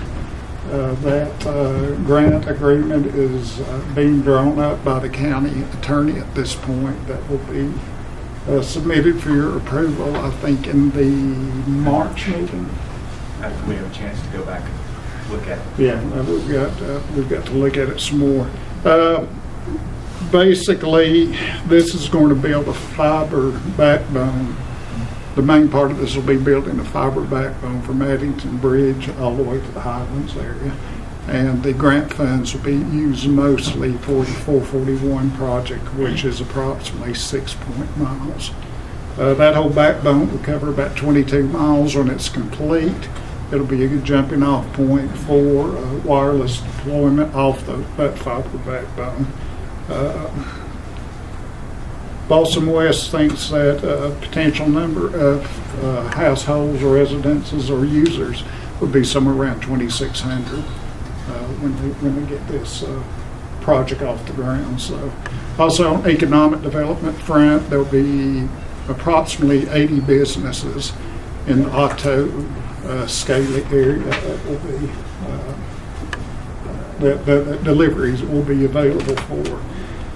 So as I said, that grant agreement is being negotiated, drawn up and negotiated right now, and hopefully will be up for consideration by the whole board at the March meeting. I'd just like to, the partners who worked on this, which I think deserve recognition, are number one, Balsam West, Little T Broadband, as y'all remember, that community group started this whole process and really laid the template for community development of broadband expansion that I think that can be duplicated in other areas as we do this project and move into other areas within the county. And also Hayward Electrical Membership Corporation is playing an important role for this because they own some existing fiber. Any questions on that project? I see the grant money, that will be 2 payments. Thank you, Mr. Shields. That'll be one payment. Half of it will be out of this year's fiscal year 2021, and next year's next year's fiscal year. Also, before the second payment will be released, there'll be benchmarks that we'll have to make sure that Balsam West is adhered to before we can release that second payment. Such things as have they got all their agreements finalized with their fellow partners, Hayward Electrical and such, to make sure that fiber backbone is in place. So look for that in March. I'd like to ask you about the capacity. Mm-hmm. Say these numbers were to increase by 20, 30, 50%, like that backbone, is it going to be able to carry? It'll be able to carry. That's just their projected number of users they think that will actually, the potential users. Okay. But it will be, that tube will be big enough to expand. So. It's $223 per customer is what we're investing. Yeah, pretty much. Yeah, pretty much. One-time investment. Right. So if this works, we need to rapidly look at targeting other areas. Yeah, the whole model is something I hope we can replicate in other areas. Now, we're not funding that $223 isn't going to make it possible to run to all those households, but it'll lay that. It's like building a house. It'll be the foundation to where you can jump off from there and connect those folks. And another thing, like Tommy mentioned, the hybrid technology, the fiber in the ground, if we can get that to a tower in certain locations that Balsam West has pinpointed along this corridor, then that even expands the number of customers we're able to serve more. And we're talking about serving with not 5 megs down, we're talking about serving with broadband quality internet. So, Good job. And the business part of it, Yep. the thing that you've looked at, going down that corridor is really something that look forward in the future. We have to actually have, actually be able to make those grants, we have to make an economic development argument on that. You've done a good job with that too, and I appreciate it. Thank you. I got a couple of more, and I'll let you go, Paul. I thought this was going to be short, Tommy. We gotta get to that. That's where you ask all those questions. I'm just kidding. A couple of other projects that we've been involved in is Boston West is doing a beta project with a new technology that is CVRS technology. Don't ask me what that is. That's above my pay grade. But originally we had worked with, I think they'd worked with Warren Cave about using the West Macon Fire Department to deploy this technology sort of as a testing area. That would have covered probably about 75 users. Since then, they have decided to go to Flowers Gap and use that technology there that will up that possibility of up to 300 users. So this technology works. This is really going to help our efforts and their efforts within the community. This CVRS actually penetrates tree canopies a whole lot better than current technology. So they're very excited about that. So we got that project, a couple other ones. Of course, fiber runs to Liberty Wood Products. Balsam is working on wireless deployment from that point to a point between there and Vernon Town with a wireless tower that will project on over into Vernon Town. So those are planning at steady stages, so don't let it get fired up next week or anything. Also in Nantahala community, working with Region A, Southwestern community, I'm finding some funding for wireless deployment to the new community center, proposed community center, and the fire department. Working with Russ Harris over at Region A, that we've already identified with Warren's help some possible tower locations. Funding we'd be looking at is for actual infrastructure purchase for the towers and stuff. So we continue to work on that. And, it's slow, but we're trying to get there. So. Thanks, Tommy. Okay. Thank you, Tom. See you, Tom. Thank you. We'll call a recess for 15 minutes. I get it.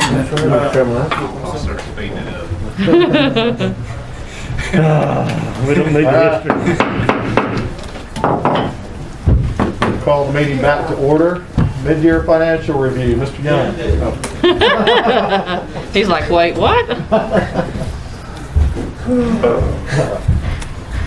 Oh, good, I got a book. Lori Carpenter, welcome, Lori. Welcome. Thank you. Okay. Phew. Okay, so this afternoon we're just going to talk a little bit about the county's budget, where we are through December 31st in most cases.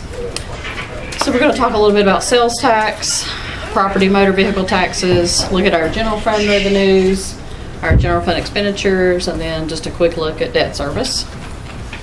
So the first slide here is to talk about sales tax. So this compares the first 4 months of this fiscal year to the first 4 months of last fiscal year. There is a 3-month lag on sales tax. These numbers represent July through October retail sales, which means we received those funds October through January. So as you can see from the slide, last year we were sitting at about 4 million. This year we're at 4.6 million. So this year is 16% higher than same time period last year. So looks like we're on target, on track. Last year, same time period, we were up about 8.5% So again, just hoping that this trend continues.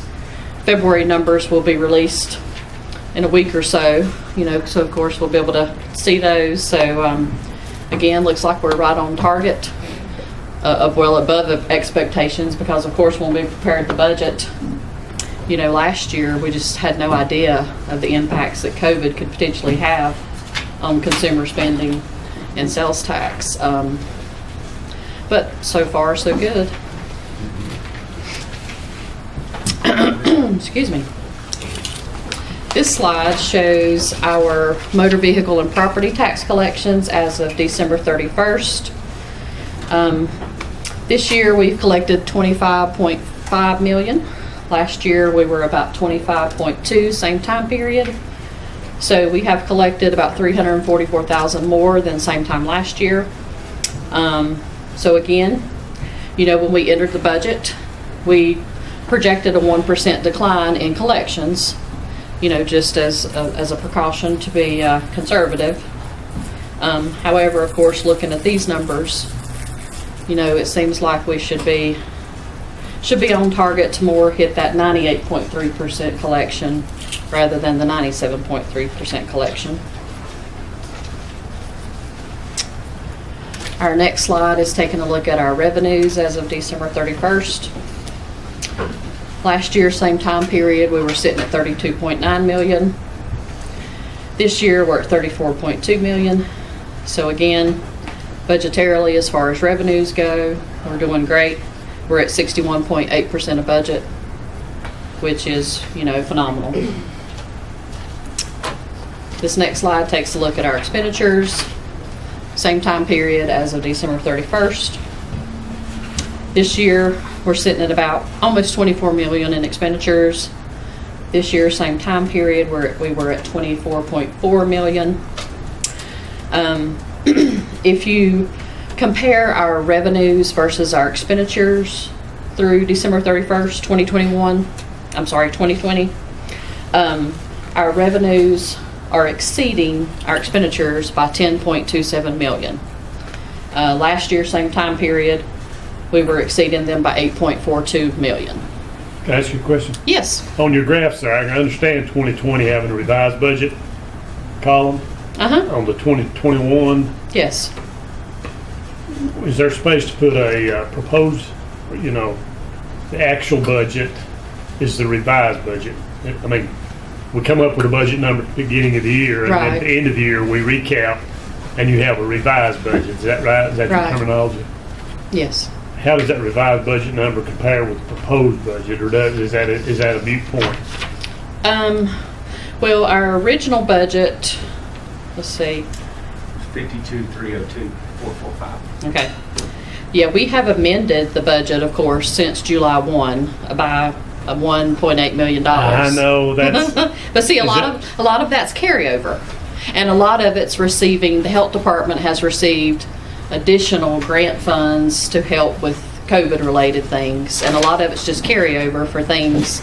Our CARES Act money, some of it had to be carried over because we didn't spend it all last year. So, yeah, that seems kind of dramatic. But again, a lot of it was new money, carryover. Yeah, and I can money. understand and appreciate that. It's what we do as a board on amendments that would be nice to have reflected somewhere at some time. I mean, don't increase your workload none, but that just runs through my head. Right. I didn't mean to interrupt you. No, Lori. you're fine. Continue. So again, expenditure-wise, we're doing great. Our revenues are above expenditures about $10 million, so we're in a great position to, move the county forward and accomplish what we need to accomplish. And the last slide is just taking a quick look at our debt. So between 2021 to 2022, debt's would decrease about $258,000, but as you all know, we've embarked upon this Macon Middle School renovations project. Those numbers are not laid into these numbers yet because, of course, we're still, working on the financing of that, whether, hoping the public bond market's going to be nice to us on March 8th when we have our pricing. But of course, when we layer Macon Middle School in, our debt service payments will increase, but we still will have capacity for other county projects as well. That's all I have. Laura, do you have any bad news? No, I can't think of any bad news. Wonderful. Thank you. Thank you, Lori. You're welcome. Derek, you got 3 minutes. Welcome, Dee. Come on, Greg. Don't pull a crystal off.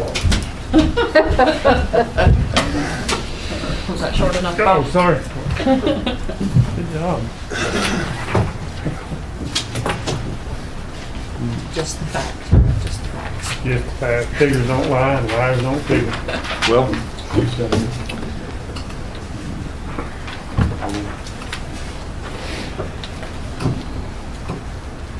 I will go through this like Sherman went through Atlanta. It took days. Let's see here.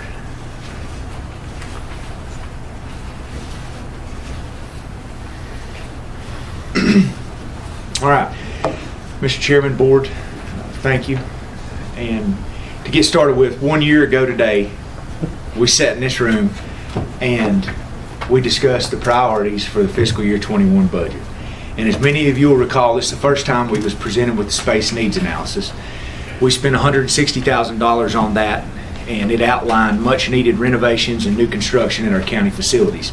It included some big ticket items, the Justice Center, new senior center, library and community center in Nantahala, relocating the Board of Elections office, construction of a new fire safety training complex for SEC, and renovations to the then newly acquired National Guard Armory facility.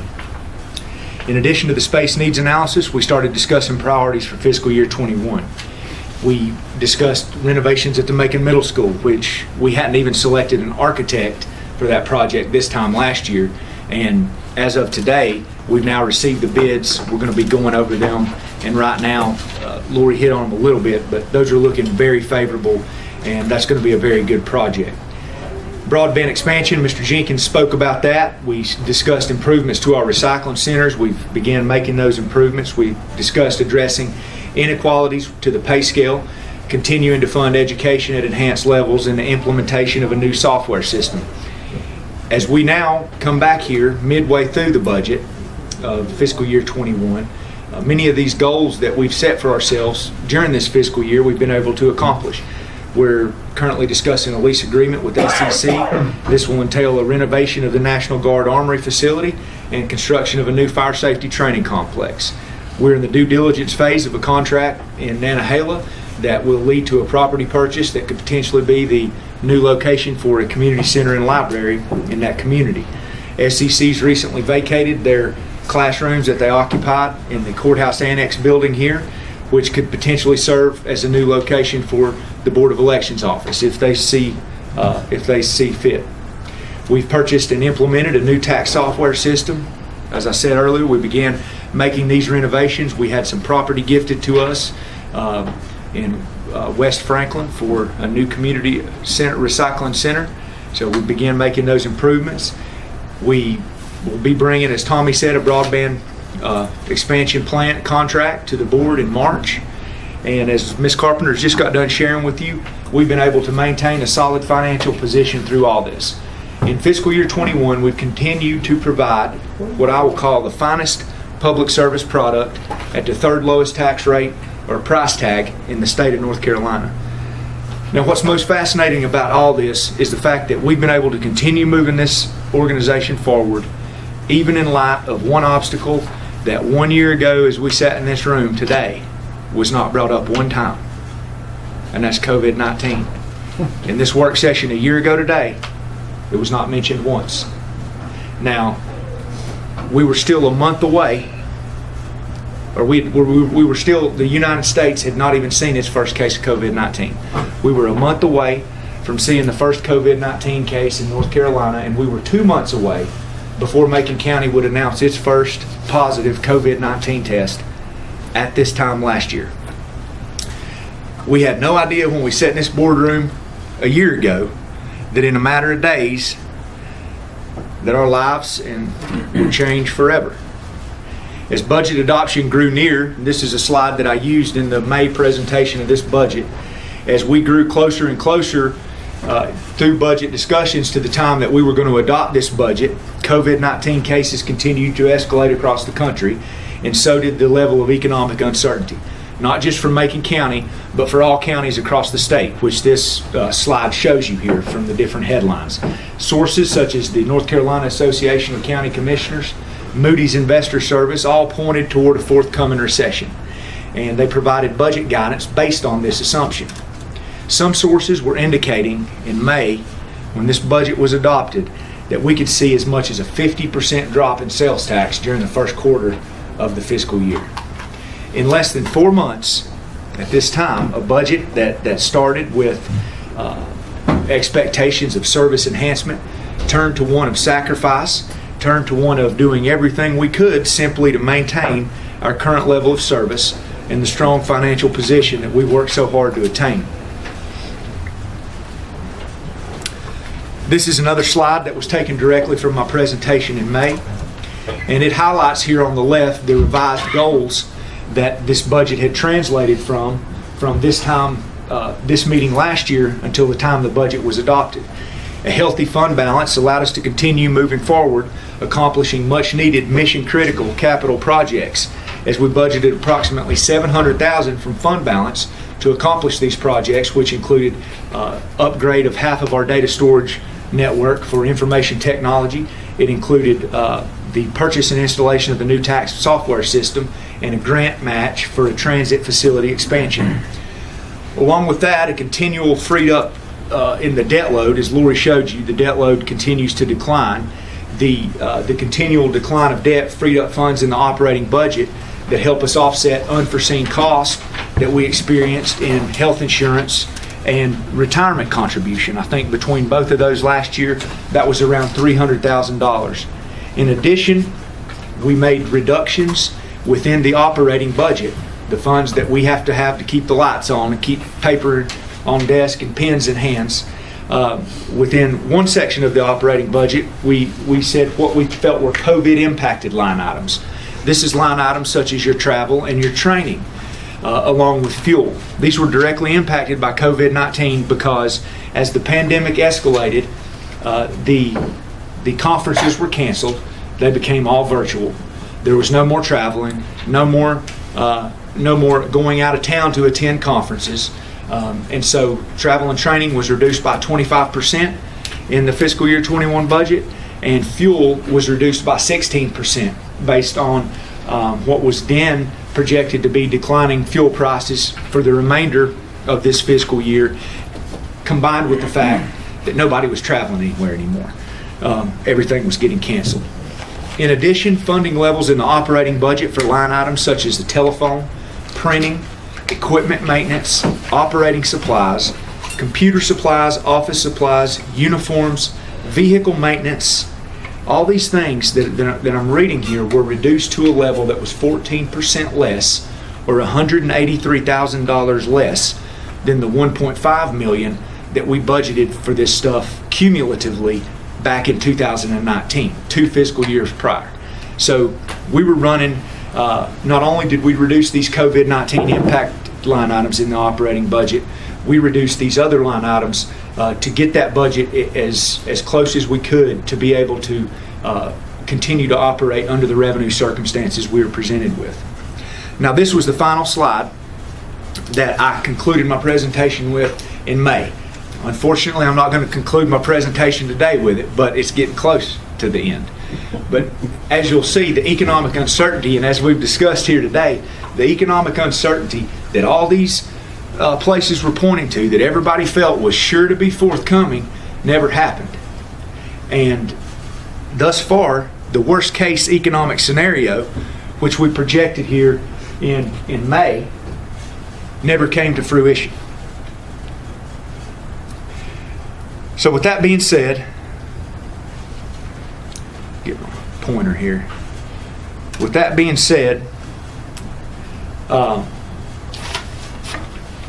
this chart, I've provided you with a copy of last year's budget message. It's right in front of you. It's stapled together. Now, this chart comes from page 2 of that budget message. You'll see a chart exactly like that, except for the only thing is I've added a column here in the middle where this pointer is, that's going to highlight the amended budget and the projected revenue changes that I will be recommending today based on this better than expected economic circumstance. Now, while the original budget, as Paul had mentioned earlier, the original budget was 52.3, and that was $1 million less than the original budget that we passed in fiscal year 20, the year preceding this one. So while that was $1 million less than that fiscal year 20 budget, had COVID-19 not occurred, it was $2 million less than what we would have budgeted for fiscal year 21 had COVID-19 not occurred. In other words, we feel like that impacted our fiscal year 21 revenue projections by $2 million, COVID-19, thereabouts. And I'll show you why and explain that as we move through here.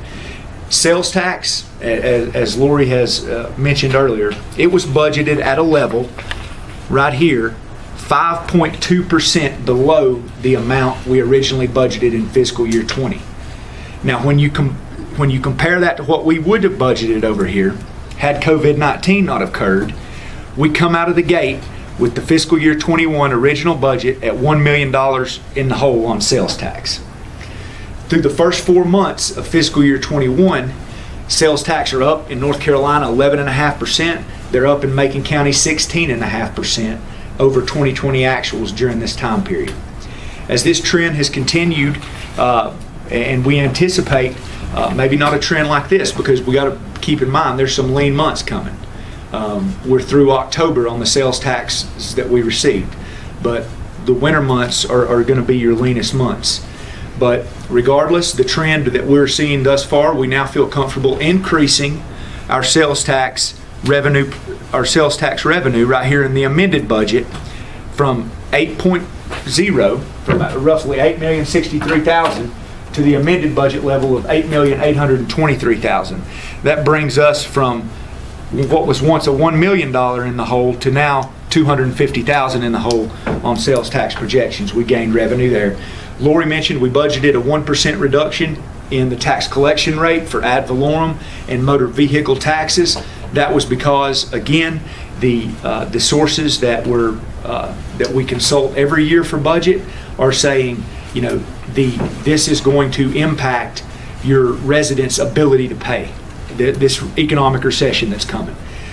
We look back at 2009. Historical data supported the fact that that following the economic recession that we experienced here in 2009, that very next year we saw a decrease in tax collection rate. So that was the best historical data that we had to go by, combined with what we were hearing. So we went ahead and budgeted that a percentage. But as Lori showed you, that is not the case. So what we have done here is we have amended the revenue projections that we originally projected for motor vehicle tax and property tax collections, and that has gained us revenue there as well, as you can see, the same way we compared to the sales taxes. Now, all other revenue increases on this page, with the exception of interest earnings down there at the bottom, all these other revenue increases come from service fee revenue increases. To begin fiscal year 21, you can, if you want to look along with me here, if you want to turn to page 7 here in your hymnal, we talk a little bit about service fees there. And to begin the fiscal year, we budgeted a 10% decrease from the fiscal year 2019 actuals. And that was budgeted for the departments of Register of Deeds, building inspections, on-site wastewater and wells.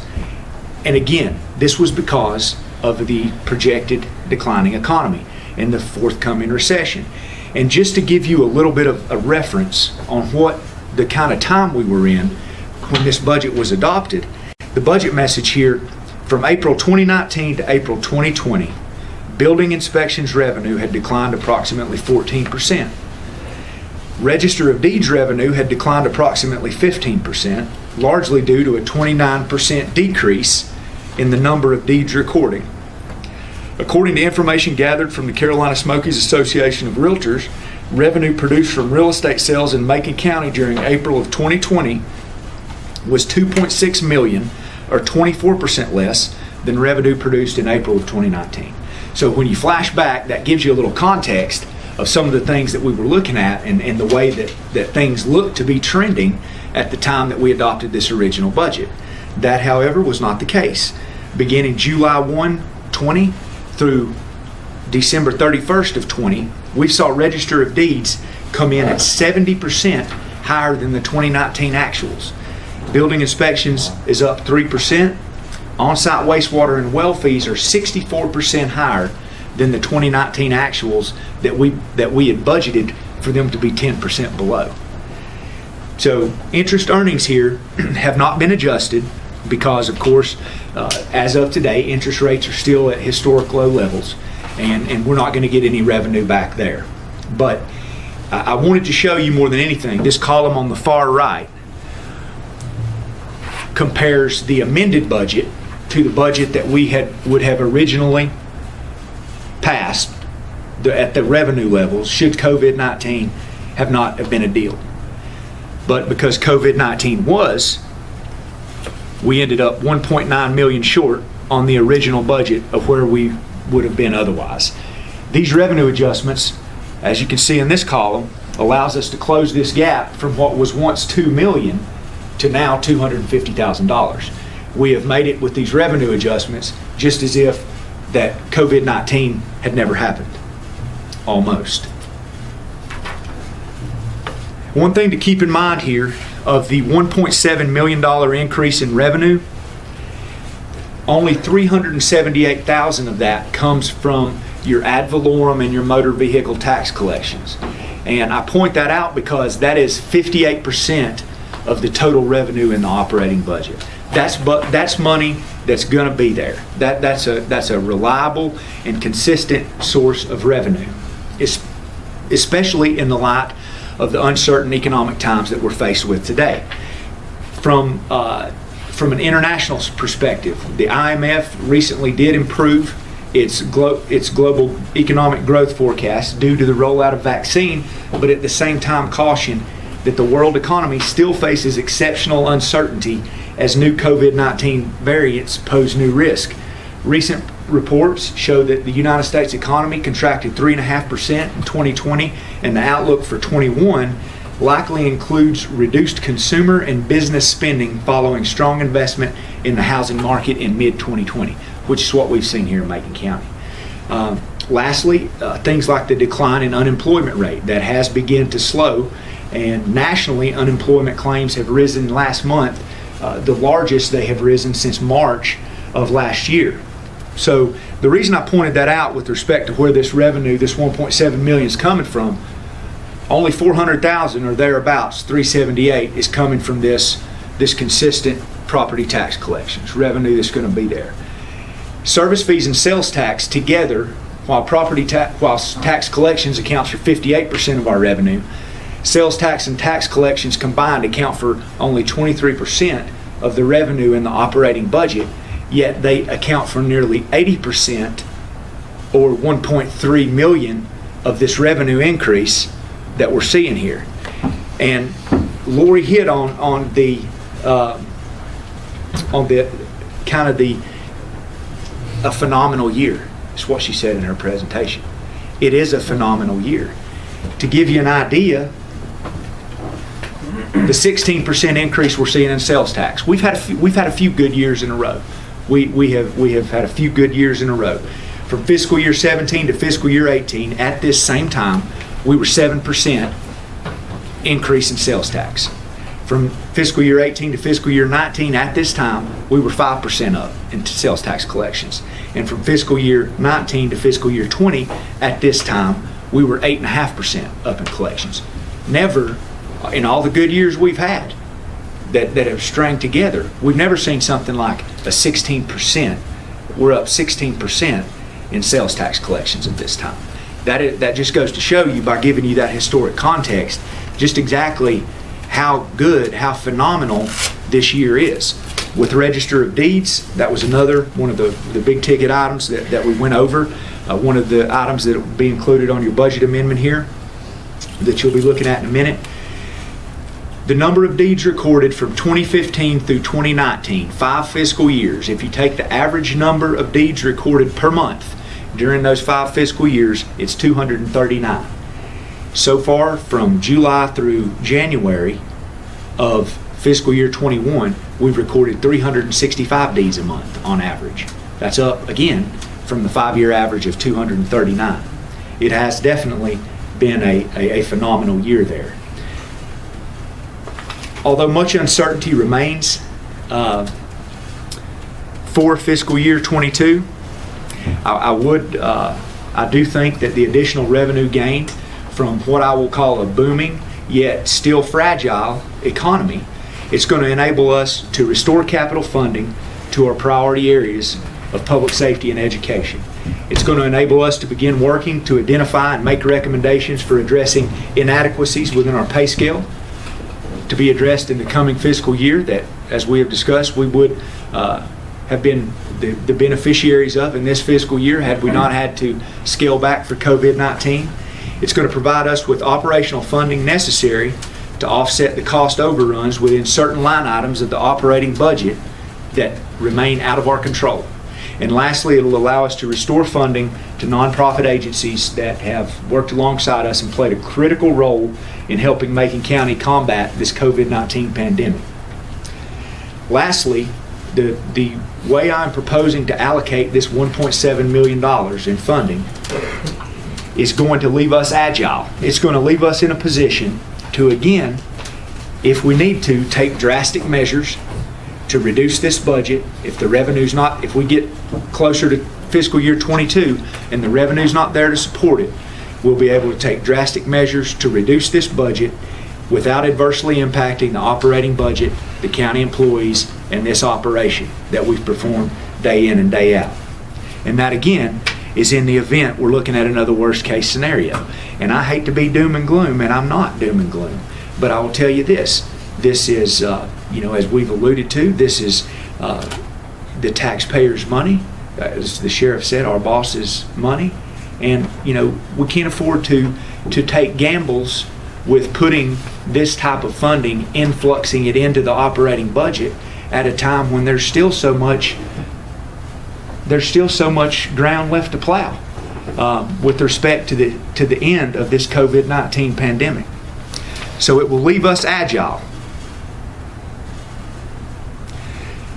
As you can see, the majority of this revenue, approximately $1.2 million, will go towards capital expenditures, and it's not tied to the operating budget. And that's highlighted here. Everything in red is going to be proposed for capital expenditures. This will be an additional $911,000 in capital funding for Macon County. That'll bring our capital funding level up to about $1.7 million for fiscal year 21, which is actually, with the $700,000 that we appropriated from fund balance at the beginning of this fiscal year, it's actually going to put us a little ahead of where we have saw the 3-year average for capital spending in prior years.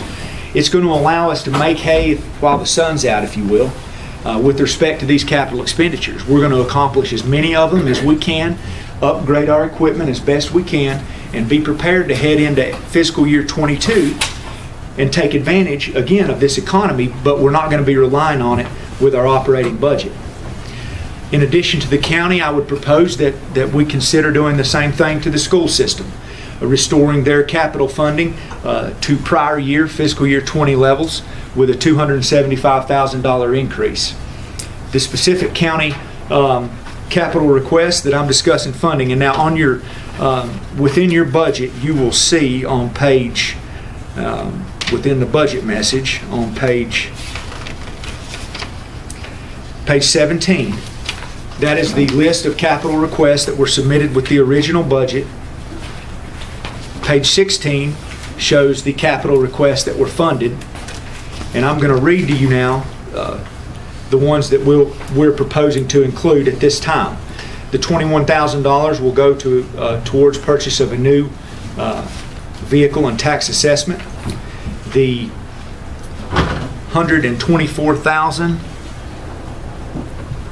that is $34,450 plus $88,754 will go towards completing our body camera and in-car camera system project, which was started in fiscal year 20.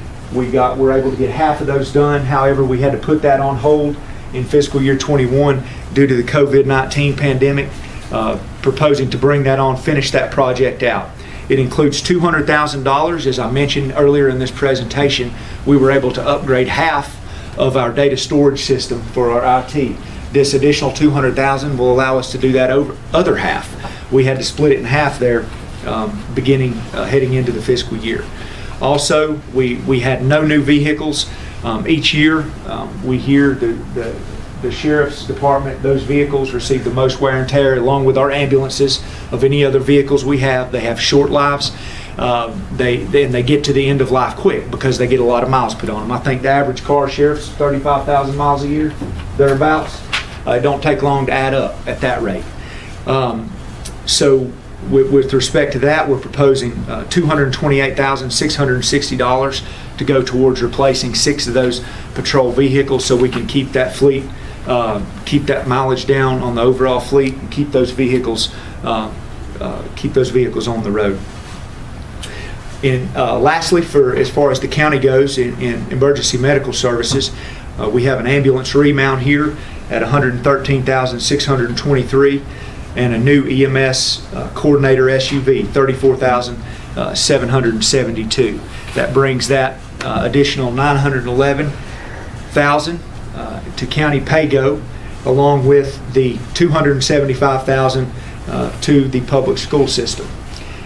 We're also proposing to allocate $150,000 to go towards working with an outside firm to come in and look at the work that has been accomplished by the county thus far, and with respect to our pay scale inadequacies. We want somebody to come in that does this for a business, is what they do, day in and day out, can look at what we've done, can make sure that our salary levels are regionally comparative and regionally competitive, make sure that our job descriptions are reflective of the duties that our employees are performing, and make sure that they're compensated for those duties appropriately.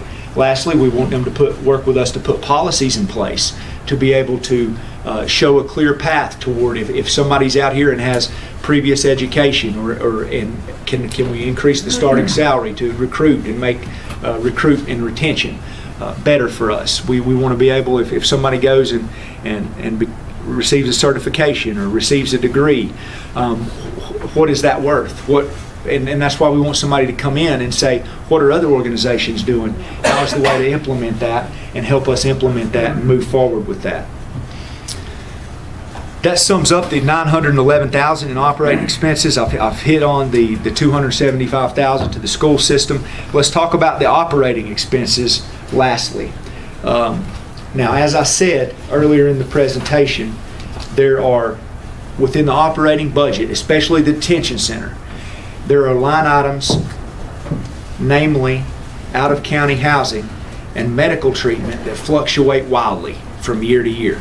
Now, I'll give you an example. The out-of-county housing costs for the entire year of fiscal year 20 were $96,000. We budgeted $100,000 for fiscal year 21. Again, we were faced with a revenue shortfall. We wanted to keep the budget, the expenditures as lean as we could. Had a great year in 20, so we put $100,000 in there. Right now, we're at $140,000 in out-of-county housing cost for inmates. Same thing with medical treatment. In fiscal year 20, we spent $280,000 for inmate medical treatment. As of today, we have already spent $324,000 in inmate medical treatment. And the sheriff can expand more on that if with any questions. So what we've done here with this, with the funding, we have said, if this trend continues for the remainder of the fiscal year, then how can we offset that? So we have taken that, we've projected that out as if this trend were to continue, and we have added it to these line items. Lastly, the community funding pool was reduced by 50%, $37,500 that you see on there. What we're proposing to do here, many of the organizations in the community funding pool They've worked alongside the county, providing services such as food security, mental health services, counseling during this pandemic, and funding them now. It can be argued that it is more important than it's ever been to make sure that they can continue assisting with this COVID-19 effort. As we near the end of this presentation, I just want to give you a visual. The top column, and this chart is on page 15 of your budget book. I've added that very top bar. That shows you where we started fiscal year 21 with only $166,000 in pay-go capital, as I stated, and it was $700,000 appropriation from fund balance there. That's the orange column. Then we reduced the school's funding. But the top bar here shows you what originally started as the leanest by far capital budget that we've had the whole time I've been here. We're able to make lemonade. We've got lemons, and we was able to make lemonade with respect to capital expenditures. We've increased it. It's going to allow us again to make hay while the sun's out. It's going to allow us to improve the efficiency and the effectiveness of the services we provide by upgrading equipment, upgrading our IT services, and upgrading our ambulances, things of that nature, those emergency services that people rely on most. And lastly, it's going to leave us agile, prepared to move whichever way we need to, whatever the next fiscal year might bring, which, as of right now, the sun's shining, but, we never know. We never know. There's a lot of things on the horizon there. So we'll maintain our strong financial position, stay on track with respect to these capital improvements, begin to lay that foundation for pay plan revisions heading into fiscal year 22, and we'll continue to remain agile, prepared to go whatever way we need to go should economic uncertainty, should the storm come, should the storm that we were expecting in 21 come. But nonetheless, that is what I'll propose. Lori has the budget amendment, and I will pass that out to you at this time. We're certainly, I'm up here free to discuss any questions that you might have with regards to this or anything else. Mr. Earl, I want to say one thing. I appreciate you increasing the nonprofit to community funding, because here in our community, they are worked to the hill at this time. Yeah. Put their money back in there. I work with Kids Place. They do a tremendous job. A lot of these other units do too. But appreciate you bringing that back up. Sure. I would like to bring something up. Yes, sir. Carl Gillespie. While Talk to him. Kevin's calling me. They must have just got out of session. while you're doing some maybe like regional wage comparisons, with our county employees, can you look and see if there's any kind of structure, wage increase structure, or maybe cost of living, Yes, sir. annual increases? Absolutely. Kind of give something to.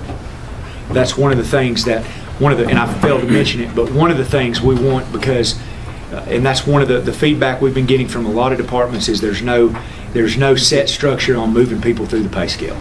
And that is one of the primary issues that we want to address with this. And As an employee, that's my goal. Is, Right. How do I make more money? How do I Absolutely. reach this level? And Yes, sir. but thank you. Yes, sir. Any comment before I jump in? No, Derek, I'm gonna make this speech not only regarding these capital suggestions here that we're considering right now, but I also want to mention this as we head into the budget year. The way I see it is that you are the captain of the ship, which is Macon County. We're your board of advisors. We trust you to run this ship every day, do the best job of your ability. We're the ones that tell you which direction to go, whether you go north, south, east, west, slow down, speed up. We're here as your board of advisors, but we have to trust you to run the ship. When we hear that there's a problem on the ship, we're going to tell you about it, and we're going to expect you to get it correct. And you did that at our last meeting when it came in regards to our issues and the hearing that we were getting from the passengers on our ship regarding COVID. When you're doing a great job, we're here to pat you on the back. So again, I see us advisors, so when you hand us something like this, you study this, and your team, Lori, your team study this a lot more than we do, so, and we believe in you as a group here, so I personally respect and like your decisions, and I don't see any major problems from my perspective of what you're suggesting here. I think it gets us back on track of where we need to do, and that's kind of my thought. So I'm in favor of this. Now I'm going to expand on my shit speech as we head into the next item number 5 of our agenda today, but I think you're doing a fantastic job as the captain of the ship, and I'm pleased with your efforts. So Thank you. thank you. Yes, sir. And I'll just echo what the chairman said, Mr. Manager, that, you know, when it's probably the hardest budget, you know, I sit here through a lot of budgets, and even during the recession, when you don't know what's going to happen, at least then it was a recession, we knew it, where we had to come up and take money out of fund balance to prop up our departments. But now that we, like Lori said, it's exceeded expectations, and you can't ask for more. And I don't see nothing on this list that's frivolous. I mean, it's money that was cut from the original budget, and it's just a matter of catching us back up to speed, like the chairman said. So I certainly don't see nothing there. And you know, just like the ambulance, I just asked the chairman about the Warren's not here, but about the ambulance remount. And I'm sure, and like the chairman told me, he said, well, that's Warren's idea. Yeah. And the vehicles, we struggled with the sheriff's department vehicles for many years to catch up with the rotation. And we got behind, we've caught up, got behind, we're behind now. So I certainly don't see nothing on here that's frivolous or a waste of taxpayer dollars, and we're lucky to have Lori's department and you, Mr. Manager, that watches out of the taxpayer dollars. That's our biggest job up here. So I think this is what this meeting's for, this mid-year budget. Go back and look at this stuff and Yeah. see what you've Right. taken reduced. If you put it back in, let's put it back in. Right. Yeah. I agree with Mr. Tate, Mr. Bill. Done a good job. Paul, anything? One thing I would add before, I spoke with Patrick Betancourt, and, you know, like we said, some of these community organizations, the nonprofits, were getting hit in social services with increased demand as well. And Patrick, there is one item that he and I have talked about it in the last few days, with an additional social worker, supervisor he's wanting to add on. And he is going to come before this board in February, next Tuesday. Wow. And he's going to make that request, and that is going to be a position that is offset by, it's going to have revenue offset with it. We'll get money back from it, but nonetheless, we can make it work without having to, with the funds authorized here today, as long as, you know, if after you hear Mr. Betancourt, if that's something the board's inclined to do, we'll be able to make it work. Find somebody to fill the position. With this, that's right. We'll be able to make it work under this revenue structure. Thank you, Mr. Chairman. We got a motion to approve the budget amendment. I'll make the motion we approve the budget amendment as presented by the county manager and our finance department, Mr. Manager, in the total of $1,727,000. I'll second that. We have a motion by Commissioner Bill, second by Commissioner Shields. Any further discussion?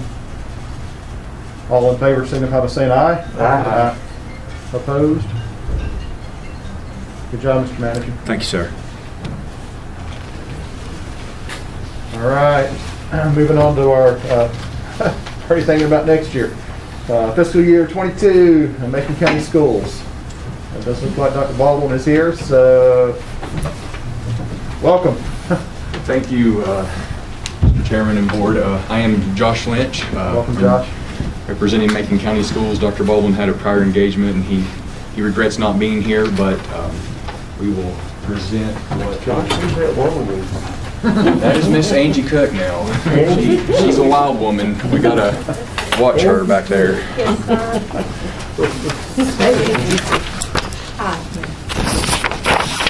Thank you.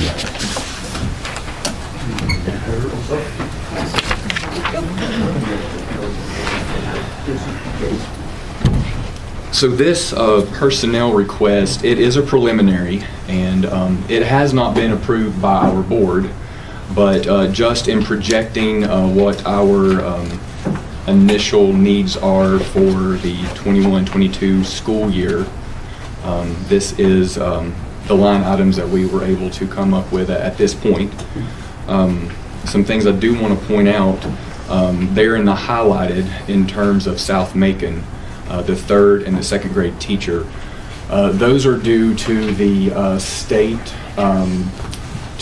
cap numbers that we have to keep our classroom size within those ranges, and it will be 21 for the upcoming school year. We were able, due to COVID, to receive a waiver in regards to that for this school year, but it will go back into that 21 cap size for those particular grade levels, and that is a K-3 initiative, and that is due to increasing reading help at those fundamental grade levels so that we can really have a good strong foundation there in order for those cap sizes to remain into effect. Fourth grade on does not have any cap sizes, but I did want to point that out. There at Mountain View for the extra month of the custodian, we have 2 custodians there, and that will give each of them 1 extra month in the summertime just to help with maintenance, to help with the stripping of the floors, which takes a great detail of time. Not to mention all the other extra duties that they are having to do in terms of what summer presents, but also in the COVID environment. So that will give them a little bit of extra time there to do what they need to in regards to that. Going on down near the end of the report, in regards to the mental health professionals, as well as the full-time school nurses, we just walking through the COVID environment, what the school year has presented and all of those challenges, those are areas that we realize that we need more bolstered funding. And we do have some CARES funding that will allow us and enable us to have that as extra support. The only thing in regards to that is it is limited in terms of that funding, and it is not it's not for the long haul. Unfortunately, it is time bound, and we have a liquidation date that we have to utilize those funds in regards to. So just for the sustainability of that, it's not within the CARES Act funding that we will be tapping into to have that as an ongoing position. But we do realize the need for that, especially the mental health and the social emotional learning that our students have experienced in regards to learning loss and COVID since last March.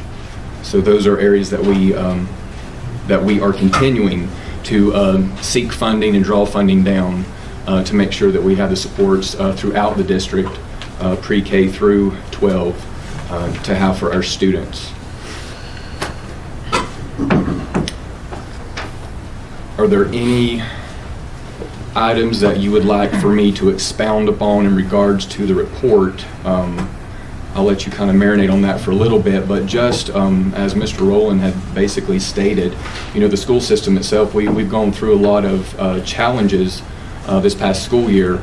Ever since March, we increased our foods and nutrition services.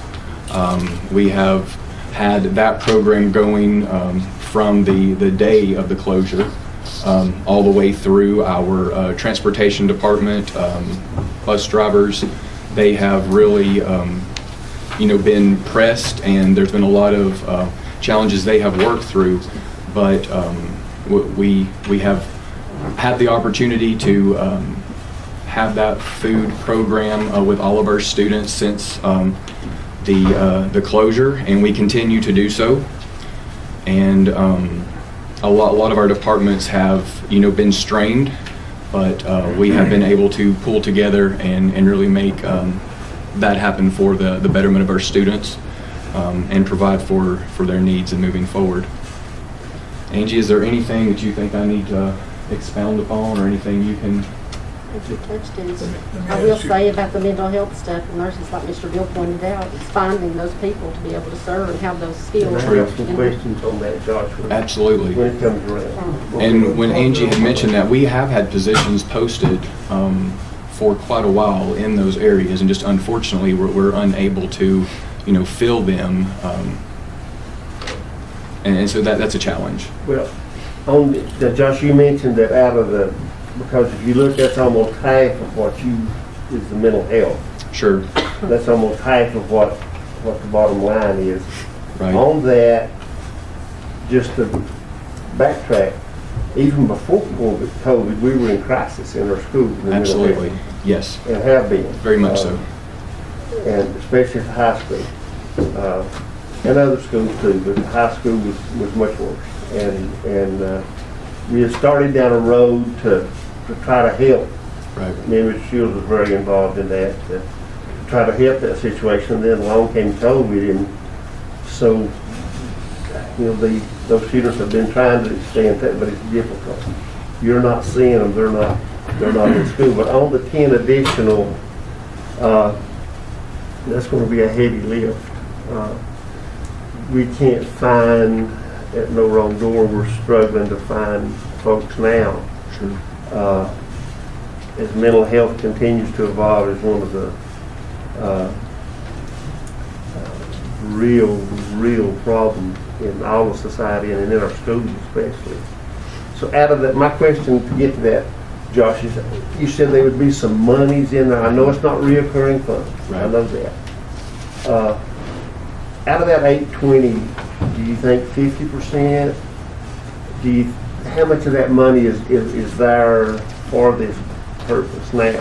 So currently, we have 2 PRCs, PRC 169, PRC 170, and they deal with the social emotional learning, and the item code within that chart of accounts is for a mental health provider. So we have about, was it 160? I think so. About 160 that we, in the initial allotment, that hopefully will hit. The grant is not due until March. Hopefully we'll know something, have an award by April or May. So it's really projecting till next school year, was what we're looking at. But about $160 at this point, or $160,000 at this point, that we know that we can hopefully tap into. And that's, still far off the mark as to what we would be requesting. Right. We're hopeful that we will be receiving some more of that funding source, but we're just not sure how that money is going to allow us to operate. We haven't seen anything definite, but we have heard that we will be getting extra funding, but we're just not sure how it could be utilized. It looks as though it's going to be used to address learning loss, but learning loss is very broad, and I'm sure there'll be a social emotional component in there. But until we get a little bit more direction from the feds, we just don't know at this point. But I can say about 160,000. So March, you'll know a little bit more in March. We'll really Sure. get down to nitty gritty in May to see where we're at. So you'll know more then. And, Yes. And there are some unique programs out there for schools, because it's a real problem. You can't find them.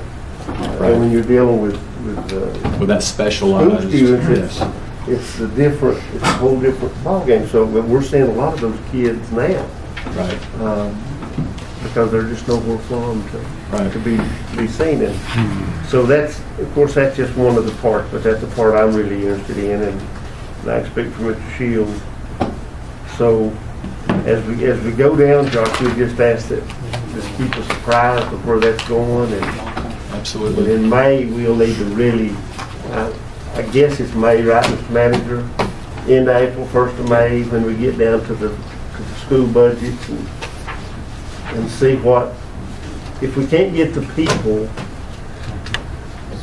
you know, that's the key. I mean, I'm one that would support the money, I can tell you that. But And you are right, Mr. Bill. It was a pre-COVID problem. It's been brewing for a while, and like you said, it was at the secondary level. But even at the elementary level, we have noticed over the course of the years, it's really been rampant there.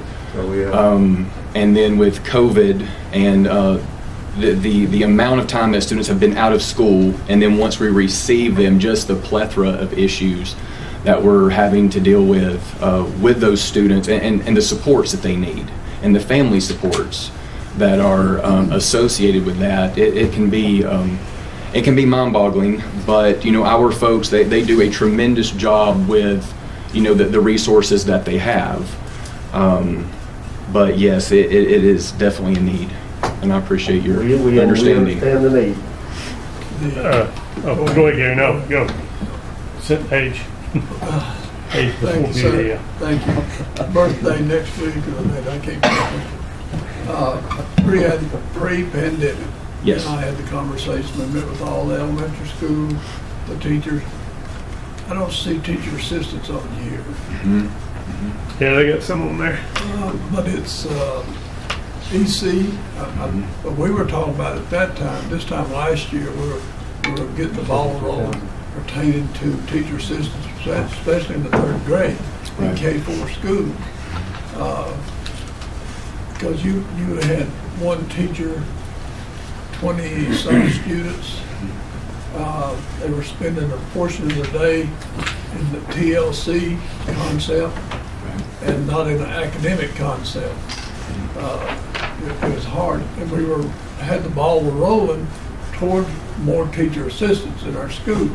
But the pandemic, through the cautions that I agreed to, that we took that piece back out. That's still a need, isn't it? Absolutely, that's always a need. Because Yes. you've been there, you were the principal that I talked to, and your teachers were in that arena, but K1 was okay. 2 had split, but grade 3, it was about zip. They had it by themselves. And I just didn't see that piece back in here. Paul, you talking about the 2 EC teacher assistants up there, or the childhood, or exceptional children, excuse me. Let me ask you another question. The STEM teacher, is that a new addition? Yes, it would be.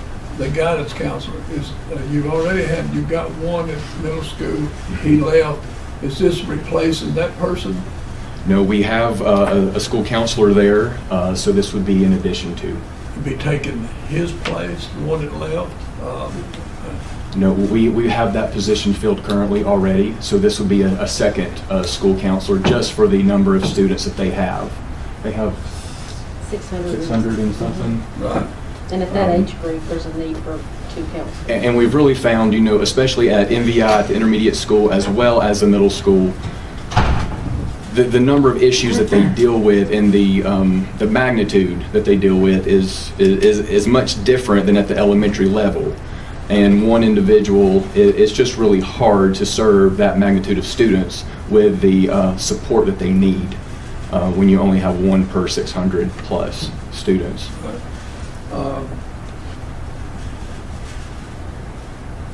I'm not sure this is the time to talk about this, because it goes back to capital, this conversation.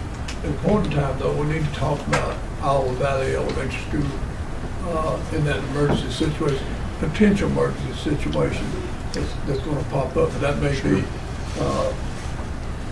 Put it down for Chris. liaison or something. Find a liaison committee meeting and talk about it. But I just think the board needs to make sure they're aware of the potential problem in Iowa Valley Elementary. And it's on a potential problem, but if something happens, I don't want you to be saying, well, I didn't know anything about that. It's a structural problem. It has to do with their, The water. The water system with their, Geothermal. yeah, But we geothermal. can still do that next Tuesday night, we get on that. But you need to know what Todd, Mr. Gibbs, you need to know what we're talking about here. If something happens, I don't want you to be surprised. You'll just put that on the agenda for Tuesday, get it on The liaison committee, I don't know, I'm not on it. I think they need to meet on it with you, Derek, maybe Dr. Baldwin, and discuss it first. And if y'all want to bring it to us next week, I think that's good. And I think Dr. Baldwin and I talked about it, and I think I just think you need to be informed about, so something And happens. it could be a big ticket item. It could be a big ticket item. So, yes, if we could, Josh, if you're okay, I can meet with you, talk to you privately, or you can trust me, and we'll have that Todd, Mr. Gibbs come in and give us an update, or Dr. Baldwin, pertaining to the Olive Valley, what'd you call those holes again? Wells. Geothermal. Geothermal situation. I'd be happy to meet with you anytime. I spoke a little with Mr. Gibbs about it. It'd be nice if all of us maybe got together at the same time and got on the same page. Be happy to do it. Right, I think the board needs to be updated on, just in case, it could be a big item. Yes, sir. Yes, and what you said, Josh, and I'll make sure we give it Mr. Gibbs. Paul, I'm just going to say I don't want to try and get us bogged down on this too much, because I think I heard you say the Board of Education hasn't reviewed this yet. So there's going to be a lot going on here, so I don't want to see us get bogged down in it too much, but if you have questions on it. Just one question. Could you sir. quantify are these, this proposal locally funded teachers? Why is it locally funded versus state funded positions? Yes, it would be locally funded. They would be locally unless we get more state, and at this point in time, we don't We just know don't what know. we're getting from the state at this point. So those are needs that we have that could potentially affect our local budget How many students do we have? going right into now? next year. I'm sorry. What's our student population right now? Right now, I think it's 4520. 520. These positions, for instance, at South Macon, Yes. we have open classrooms available, just sitting there that need a teacher, or is it that we had an abundance of new student population, or Yes. that covered that? I'm sorry. Those particular grade levels, like currently right now, your second and your third grade class, or your first and your second grade classes are quite high. And so in projection of next year, if we continue on that same student enrollment, then we will need another third grade teacher, another second grade teacher, and they do have the space to be able to, provide for that. In order to keep those grade levels at that cap that we can't exceed, that would be what we would have to have in moving forward. Thank you. Yep. Any further questions? Thank y'all. Thank you. Thank you. Thank you. See you, Andrew. Appreciate it. You got that easy on this one. Take it, man. Somebody's talking about. So We'll easiest- take it. Thanks, sir. easiest Appreciate it. done Good all seeing year. you.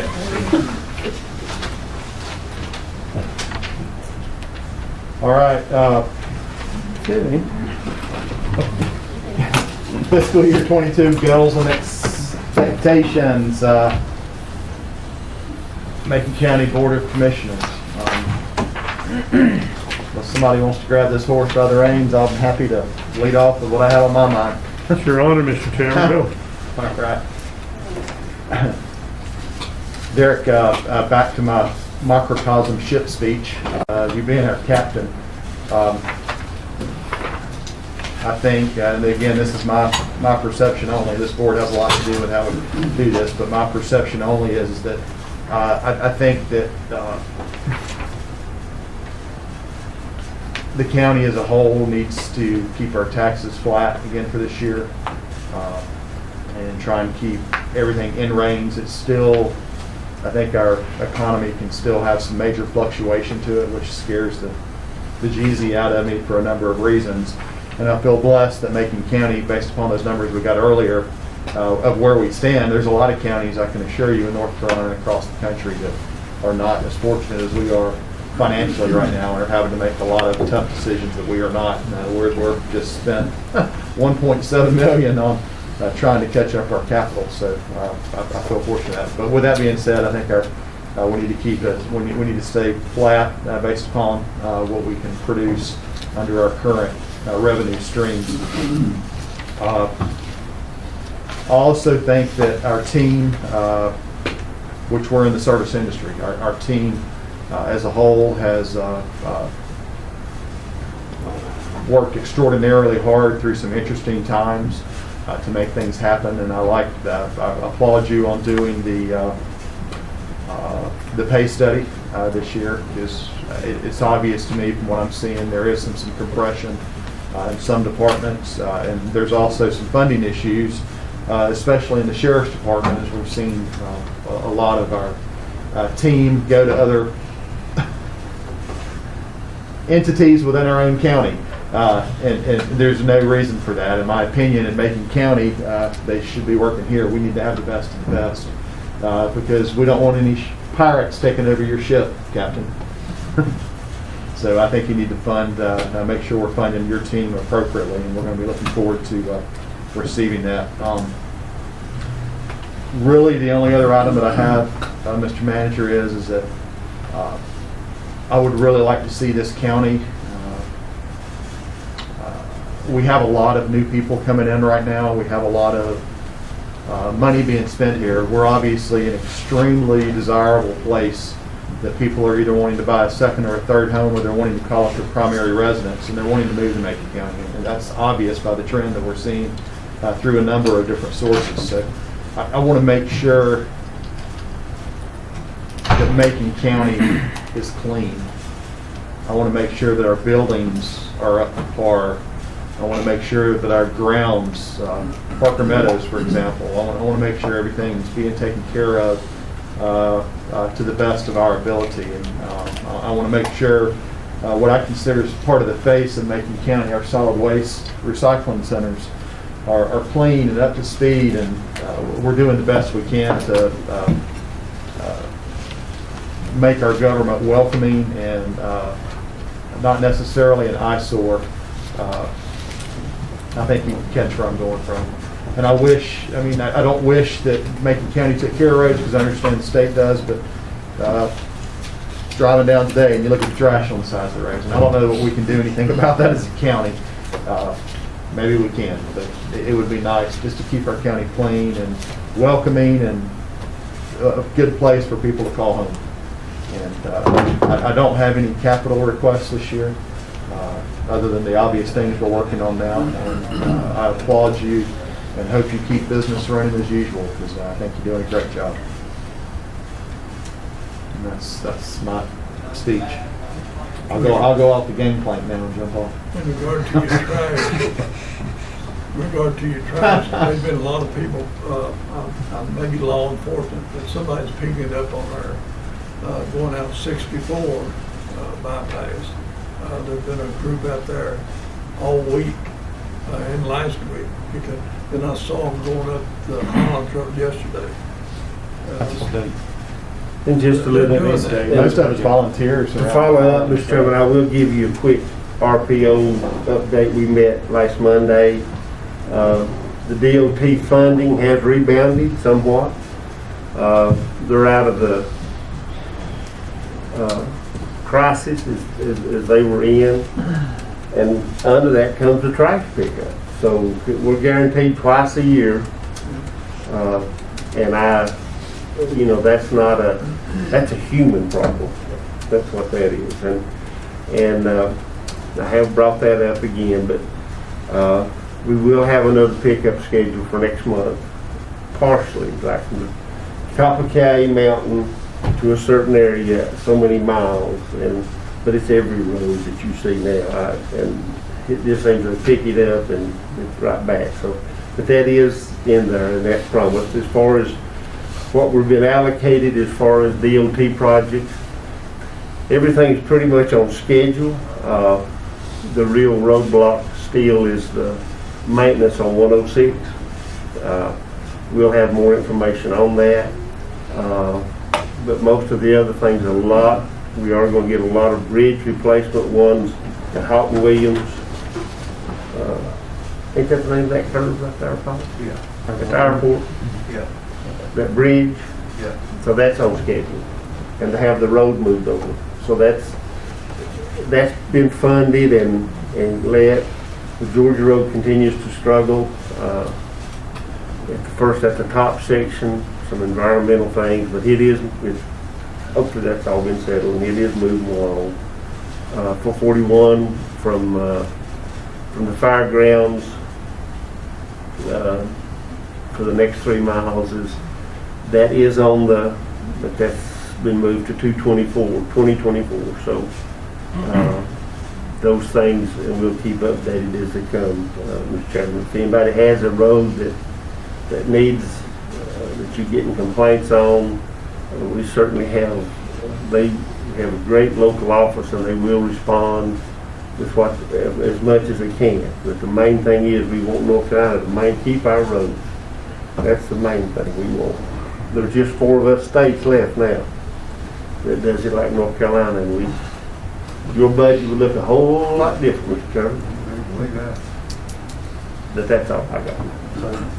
Thank you, Derek. And again, I think just stepping back into being the face of the county, making sure that our facilities are clean and welcoming, and all that we can do. I think Chris has been doing a good job with solid waste on the recycling centers that have been redone. I'm really ready to see the other ones redone and looking better. And then making sure we maintain those as we move forward. And even this building, the schools, I think we can step up our game on what we're doing from a maintenance perspective. Anyway, just my 2 cents. Anybody else want to go? I mean, I'll kind of touch on what you mentioned about the schools and our facilities. And Mr. Manager, do we have somebody that, on an annual basis, that inspects all county facilities, properties, the schools? If there's, if our windows are leaking at the middle school, the building's not going to rot to the ground before we really even know what's going on. Yes. So I want to make sure. Again, it touches on what Mr. Tate says here. Proactive versus be proactive. Yeah. Secondly, if anybody's been to the high school or middle school track, we're helping change out a few lights out there on a soccer field. It's horrible. Look, there's not a line on the track. It looks like a track was paved in 1970. The high school track isn't much better, and it's a lot worse. I feel like it's our jobs to give the kids an opportunity to have a track meet. Even if they were to have a track team and try to have a meet at home, we couldn't play at home or at the high school or the middle school. So that's something I think that's maybe our job with the help of the school board. We kind of need to team together and make sure, we give our kids an opportunity. And Mr. Young, I believe the last time about the track, and you can correct me if I'm wrong, we just decided that we had spent so much money on that high school track because it's just so bad. We tried repaving it, we tried that fancy new stuff they put on it. It didn't work. Nothing's worked. We pretty much abandoned that for a new track somewhere that's legal, because this one ain't, high school is not legally. And listen, I agree with you. The problem is, there's kids coming and going through school that they just don't want to hear that, What if we went to middle school? We shouldn't have any drainage issues there. The high school baseball team plays there. Let's put the money there if the high school doesn't work. But lastly, let me just respond. Okay. Everything you're talking about there, we probably need to get you down and talk to you about the historic things that we've talked about. Because let me just say one thing: you've been on that field more than anybody else. That we've rubbed in the ground and stuff. But the middle school, we have to be careful that you're not taking all your athletic events over there. They can't accommodate it. You've got a drawing right back in here. Kids are dressing on the bus, undressing on the bus, in order to get their sport, baseball, track, softball, what it may be. So it's the congested area that kind of makes me pause. I'm definitely for a track at high school, but not for throwing money. right. Just down the drain. No disrespect, and I understand what both you gentlemen are saying there. I'm just saying I feel like it's not fair to the students that are coming and going that haven't had an opportunity. And I agree with congestion at the middle school, and I agree we need to keep the high school at the high school and the middle school at the middle school, and I agree with that statement. So also, I just want to touch on, like I mentioned earlier, with the pay structure, potential, the annual cost of living increase, just to, keep our employees here, keep our sheriff's department, EMS, our county, all county employees. at least we deserve them the right to look into it. All right, y'all ready Go for ahead. this? Yeah, go ahead. No.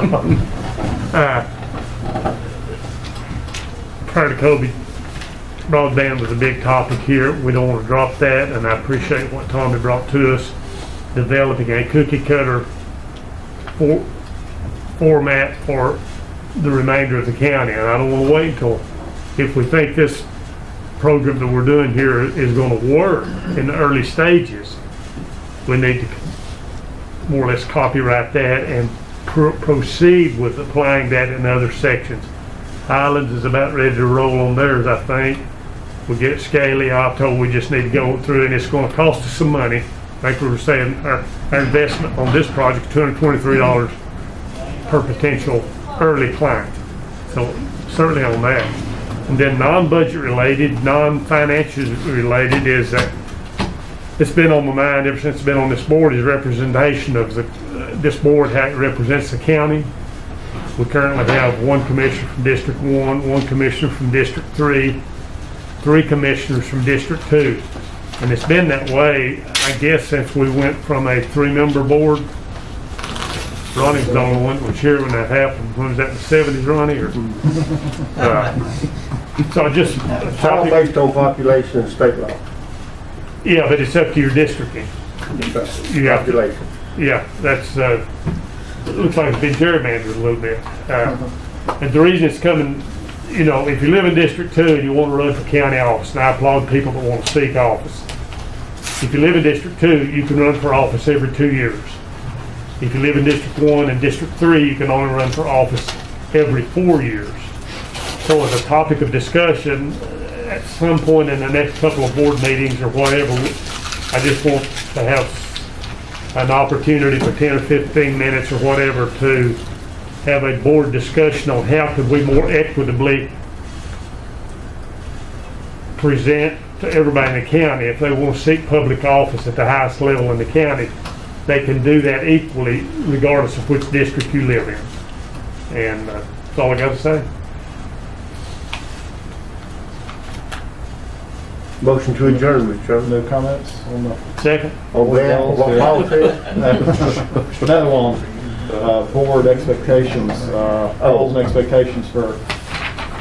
Yeah, I think that, you know, if we have the money, some of these things that we've kept putting off for these years and years and years, it just keeps costing money.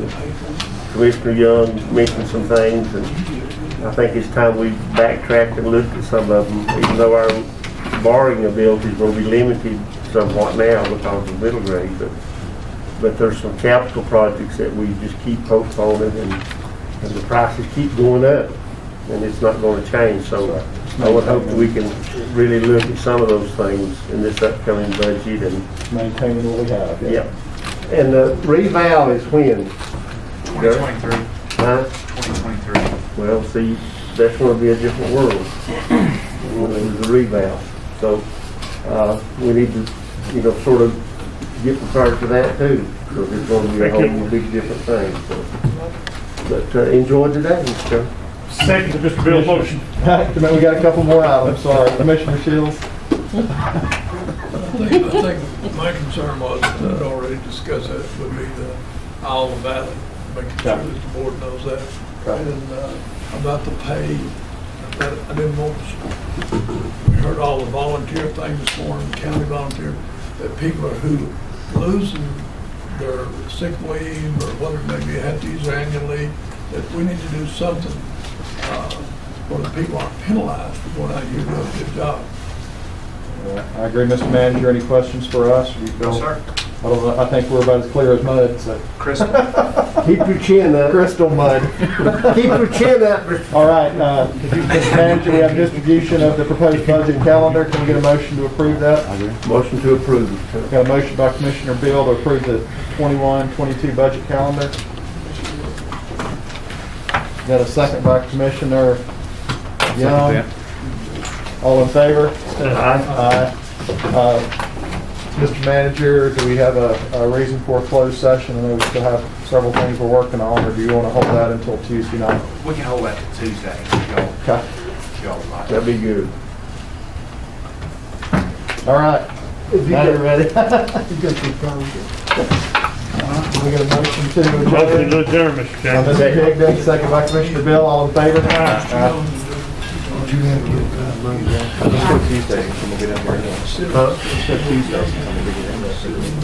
Okay. What time do you put it down?